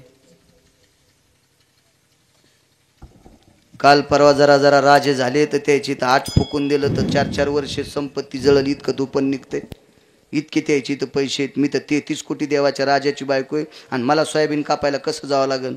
ते संन्यासी म्हणला बाई जावं लागते, पुण्याची पावटी लागती माघारे सोयाबीन कापायला. माऊली महावैष्णव ज्ञानोबराय सांगतात स्वर्गात पुण्य तोपर्यंत राहता येते, पुण्य संपलं की निखाली तिथं नाही राहता येत. एक जणाला 1.5 कोटीची गाडी होती, आपण काय पैसे दिले नाही काय नाही, त्याने त्याच्यात पैशाची घेतली, तिथं त्याला किंमत असते. याच्यावर सांगायलो 1.5 कोटीची गाडी, त्याच्या संघ चहावर शेपटी हलवायला 2-3 माणसं संघ, काही कोणाच्या पुढे शेपटा हलीत येत ना चहा पाण्यावर. ते उतरलं की ते उतरायच्या आधीच गाडीचं दार उघडायला 1-2 संघ. बँकेच्या पुढे गाडी उभी राहिली, या 2 जणांनी दार उघड, ते असा कटा हातीच्या पिल्यावर आणि मधात गेला. मॅनेजरनं याला पाहिल्यावर, मॅनेजरला याला बोलायचंच नव्हतं, ते मुगच कॉम्प्युटर इचकू लागलं, काही काम नव्हतं पण कॉम्प्युटर इचकू लागलं. याला वाटलं मॅनेजर काहीतरी लिखापडी करीत असते, हिसाब असेल काय असेल. अर्धा तास बसले बाकड्यावर, 1.5 कोटीच्या गाडीत आलेलं, पण मॅनेजर त्याला बोललंच नाही. तितक्यात एक म्हातारं एमएटीवर आलं, शेतकरी होतं, धोतर मळालेलं होतं, आच्यागोच्या खोसलेल्या होत्या, दारे धरता धरता पाय भरलेले होते, बूट चिखलानं म्हणून बूट नव्हता घातलेला. तसंच आलं, साहेब राम राम. मॅनेजरनं पाहिल्याबरोबर शोक, अरे खुर्ची दे त्याला, काकाला खुर्ची दे. आणि त्या मळक्या म्हाताऱ्याला खुर्ची दिली. या 1.5 कोटीच्या गाडीत आलेल्या मिरच्या लागल्या. मॅनेजर स्वतः उठून आलं आणि त्याच्या जवळ बसलं. काका काय काम आहे? काय नाही, नातीला दवाखान्यात नेलंय, पाळातपणाला आलती, दवाखान्यात नेलं, निरोप आलाय, डॉक्टर म्हणले सिजर करावं लागतंय, 30-40 हजार रुपये लागतील, 50 हजार द्या. कॅशियरला सांगितलं साहेब इथंच आणून पैसे द्या. म्हाताऱ्याला उठू दिलं नाही, उडवाल साहेबानंच भरली. म्हाताऱ्याचा अंगठा घेतला आणि 50 हजार दिले. म्हातारं गेल्यावर 1.5 कोटीच्या गाडीत येणाराला म्हणलं साहेब काही मर्यादा असावं. ते मळक्या कपड्याचं म्हातारं आलं, त्यानं राम घातला की खुर्ची सोडून इथपर्यंत आलात. मला 45 मिनटं झाले मी इथं बसून, तुम्ही माझ्याकडे बघितलंच नाही. ते म्हणले त्यानं मला आवाज दिल्यामुळे बघितलं, तुम्ही मला कुठं आवाज द्याला? अहो नाही देऊ दे आवाज, पण आता तर मला बोलावं ना. म्हणलं कसं बोलावं, जर तुम्हाला बोलायचंच नसलं तर? ठीक आहे म्हणले. बरं त्या म्हाताऱ्याला एवढं कसं काय तुम्ही प्राधान्य दिलं? ऐका ना म्हणले, त्या म्हाताऱ्याची 130 एकर जमीन तळ्यात गेली आणि जेवढं शासनाने पैसे दिले तितके आमच्या इथे एफडी केलाय, म्हणून त्याला किंमत आहे. तुम्ही 1.5 कोटीच्या गाडीत आले पण तुमच्या खात्यावर रुपया पण नाही. अन्न तू केवढ्या गाडीत, विमानातीनं, पण खात्यावर पैसे असले तर तिथं किंमत. आणि इथं पुण्य असेल तर स्वर्गात किंमत. अशी कुठे हे बाई संपलंय तुझं, उद्या सोयाबीन कापायला जायचं. बाईने सांगितलं 33 कोटी देवाच्या राजाची बायको, पण उद्या दुःख आहे. आणि इथं रूप पाहता लोचनी, सुख झाले हो साजनी. महाराज सुख कशात प्राप्त होईल? एकदा त्याचं मुख पाय ना. ती 33 कोटी देवाच्या राजाची बायको पत्नी होती शची, आणि देवाचं मुख बघण्यासाठी मृत्यू लोकात गोकुळात आली राधेच्या रूपात, आणि त्या मालकाचं रूप बघत होती. मिस पानियाचे निमित्त निमित्त निमित्त भरला उलंडो निरिता केला. कीर्तन काल्याचं नाही, फक्त पुरावा द्यायला लागलो मी. देवाला बघण्यासाठी पाण्याचं निमित्त करायची आणि त्याच्याकडे बघत बघत जायची. कितीतरी वेळेस त्याच्याकडे बघता बघता एवढी एवढी एवढी अधिकारी झाली, तिच्या संगतीचं सुख चंद्राला आणि सूर्याला आवडलं. एका कुंडाला चंद्र आणि एका कुंडाला सूर्य बसला. वारियाने कुंडल आले हा त्याचाच पुरावा आहे. एका कुंडाला चंद्र आणि एका कुंडाला सूर्य बसला. तिचं नाव राधा. सुख झाले हो साजनी. देवाचं रूप पाहण्यास सुख किती आहे सांगू तुम्हाला. कालांतरानं देवानं सांगितलं काय पाहिजे काय नाही, तुझ्या कपाळावर जागा दे. लक्ष्मी पायाची दाशी केली, ती पाय धुवायच्या दैवा पात्र झाली. ठीक आहे, देव थकल्याच्या नंतरच पाय देत असं न चुरायला. तुमच्या आमच्या सेवेत आल्यावर देव पाय कसे देईन लक्ष्मीकडे नाही, फक्त ठराविक वेळापुरता. पाय लक्ष्मीच्या हाती तिशी यावे काकुलती, तितक्यापुरते पाय तिच्या ताब्यात आहे. पण देव बाहेर गेल्याच्या नंतर लक्ष्मीच्या हातात पाय कसले आले, पण कायमस्वरूपी शची कपाळावर आहे. याच्या पलीकडचं सुख कोणतंय? सुख झाले हो साजनी विठोबा रखुमाई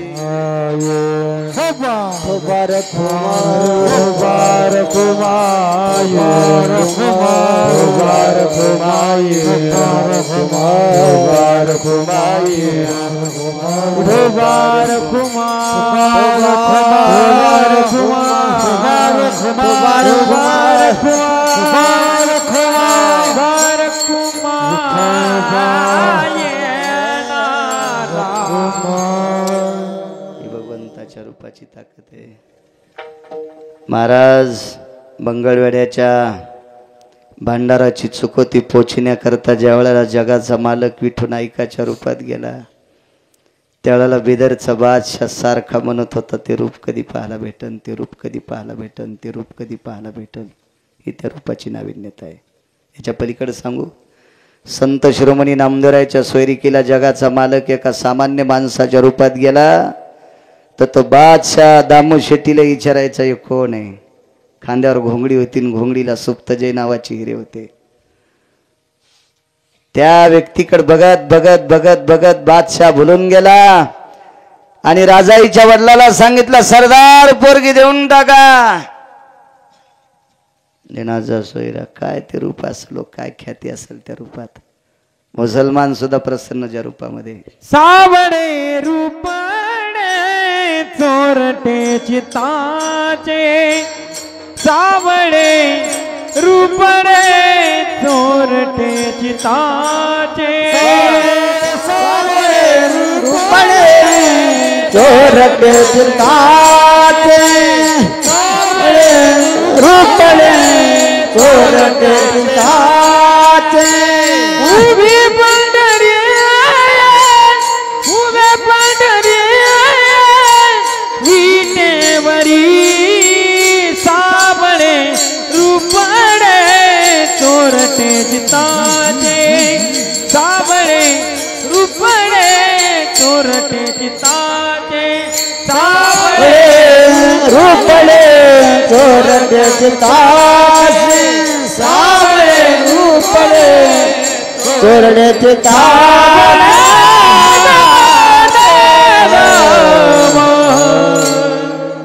काय त्या रूपात ताकद महाराज.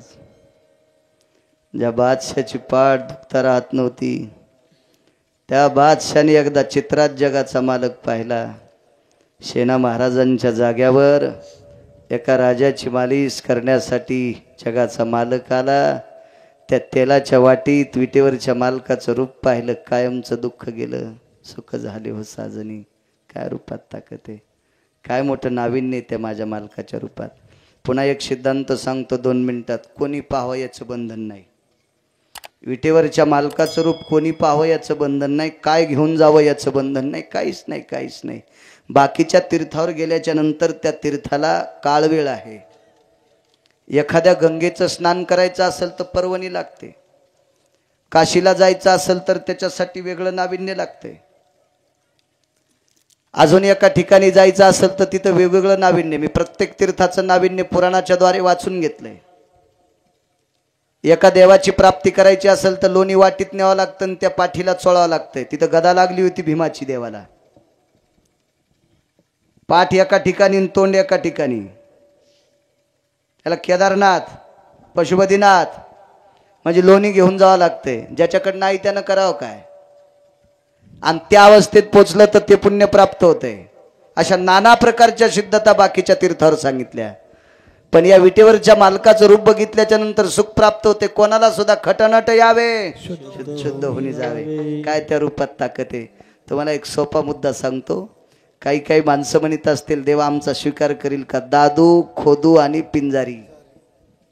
दादू, खोदू आणि पिंजारी जास्त खाली येत नाही. याच्यापैकी एक जण किलिंबे होता. किलिंबे म्हणजे नपुसक होता. त्याला सुद्धा जगाच्या मालकांचं रूप बघितल्याच्या नंतर विटेवरच्या मालकानं त्याला सुद्धा आपलंसं केलंय, ही त्याच्या मुखातली ताकद आहे. आज त्याचं सकाळच्या काकड्यात नाव घेतल्या जातंय. महाराष्ट्राच्या मातीतला दिग्गज वारकरी असेल तरी पण दादू खोदू पिंजारी सकाळच्या काकड्यात त्याचं नाव घ्यावंच लागतंय. ही त्याच्या रूपाची ताकद आहे. किती मोठं सुख प्राप्त झालंय. ज्यानं 500 एकर जमीन कमवून ठेवली त्याचं कट्ट बापाचे पित्र घालीनं. आणि दादू खोदू पिंजारी यांचे नाव महाराष्ट्रातले दिग्गज नाविन्यपूर्ण वारकरी घेतात का? की त्यांनी प्रसन्न अंतकरणाने जगाच्या मालकाचं रूप बघितलंय. ही सुख झाले ओ साजनी. ज्ञानेश्वर माऊली नारदास माऊली तुकाराम ज्ञानेश्वर माऊली नारदास माऊली तुकाराम. माझ्या भगवान शिवशंकराचं अधिष्ठान करून गेली 12 वर्ष पूर्ण झाले. बोलता बोलता राहिलो. भगवान शिवशंकर सुद्धा रोज त्याचं मुख बघायला त्रिशूळ डमरू घेऊन आला. गिरजेचा कांत रोज सकाळी भगवान शिवशंकर त्याचं मुख बघायला जातात. मग शंकरानं मुख बघितल्याच्या नंतर सुख काय प्राप्त झालं सांगतो एका मिनिटात. भगवान पांडुरंगाचं मुख भगवान शिवशंकराने नित्य बघितल्याचं सुख विटेवरच्या मालकानं शंकराला डोक्यावर घेतलंय. आज पांडुरंगाची महापूजा करा. अशी टाळू चापून बघा. टाळूवर भगवान शिवशंकराची पिंड आहे. त्याचं मुख बघणाऱ्या वारकऱ्याला शिरोमणी महादेव, एका जनार्दनी वैष्णव आणि शिरोमणी महादेव शांती ब्रह्म एकनाथ महाराज सांगतात वैष्णवातले शिरोमणी भगवान शिवशंकर आहेत. आणि नित्य भगवंताचं मुख बघितल्याची ताकद विटेवरच्या मालकानं भगवान शिवशंकराला डोक्यावर घेतले. डोक्यावर काय मोठी ताकद आहे. सुख झाले ओ साजनी. मोठ्या श्रद्धेने चालत असलेला हा वर्धापन दिनानिमित्त सोहळा, याच्यातली आजची पहिल्या दिवसाची सेवा. कारण रूपावर किंवा नामावर बोलावं लागते. हा वारकरी संप्रदायाचा दंडक आहे. त्या अनुषंगाने सेवेकरता निवडलेला अभंग माऊली महावैष्णव ज्ञानोबरांचा आहे. फार मोठ्या ख्यात्या आहेत. रूपाचे कितीतरी पुरावे तुमच्या पुढे मांडता येतील. ब्रह्मांडाच्या मालकाच्या रूपात एवढी मोठी ख्याती, एवढी मोठी ख्याती, एवढी मोठी ख्याती. किती ख्याती गिरगावकर किती वर्णन करू शकणारे. मोठ्या श्रद्धेने चालत असलेला हा सोहळा. माऊली खंडागळे सतत फोनवर बोलत होते, त्यांनाही धन्यवाद. आज आदरणीय गुरुजी असतील अशी बरीच सर्व मंडळी कीर्तन श्रवणा करत आले. मृदंगाचार्य आमचे किशोर महाराज, गोड असं नाविन्य त्यांच्या हातामध्ये प्रभुत्व. त्या पक्वादाच्या रूपानं माझ्या पांडुरंग परमात्म्याने नामस्मरणाची वारकरी संप्रदायाची सेवा करण्याचा योग किशोरजी महाराज तुम्हाला दिलाय. तो वृद्धिंगत हो असा माझ्या मालकाच्या चरणी, विटेवरच्या मालकाच्या चरणी प्रार्थना करतोय. आमचे माऊली महाराजांचे वडील असतील, आमचे कैलास महाराज असतील, कोड कोकिळकंठी आवाज, एकूणही 2-3 प्रमाण फार सुंदर सुंदर तुम्ही दिले. तुम्हाला सुद्धा प्रणाम. चौकदार असतील आधी करून सर्व पेटीवाले दादा आणि कॅमेऱ्यावाल्याला तुम्हालाही धन्यवाद. माझ्या लग्नात एक बी फोटो नाही काढा. तुम्ही इतका वेळ मला कॅमेऱ्यात घेतलंय, तुम्हालाही धन्यवाद. देव तुमचं चांगलं करो. तुमच्या मंडळीनं तुम्हाला टाईमला भाकरी देवो ही भगवंताच्या चरणी प्रार्थना. हो ना, हो ना, तुमचं चांगलं हो. मी पाकिटं घरी टाकायलो आणि बाहेर खालो, मला अनुभव आहे. त्याच्यापेक्षा तुम्हाला रोजची रोज तुमच्या मंडळीने 2 टाईम जेव घालो हीच तुम्हाला दुसरं काय देऊ शकतो मी. तुम्हाला धन्यवाद. आणि पुनश्च सर्व कमिटीने हा सुंदरसा सोहळा केला. मला वाटतं छोटीशी वस्ती दिसती कांबळे सर, लहानशी वस्ती आहे का नाही खंडागळे, पण इतकं सुंदरसं पान. महाराष्ट्राच्या मातीमध्ये अन्नसत्र फार मोठं होतं आहे. ते सरलाबेटचं अधिष्ठान, जिथं मोठ्या मोठ्या टँकरनं आमटी केल्या जाती, अशा ठिकाणचे महान महंत काल्याच्या प्रसादाचं कीर्तन त्यांच्याकडे, त्यांनाही प्रणाम. इथं जवळच असणारं महान मूर्तिमंत नम्रतेचं फार मोठं गोड असं मूर्तिमंत स्वरूप सद्गुरू भास्करगिरी महाराजांचा सुद्धा फोटो आहे. महाराजांना सुद्धा प्रणाम. सर्व या परिसरातले यती योगी जपी तपी संन्यासी वारकरी साधक निष्ठावंत या परिसरातल्या सर्व महात्म्यांना गिरगावकरांचा प्रणाम आणि सेवेला पूर्णविराम.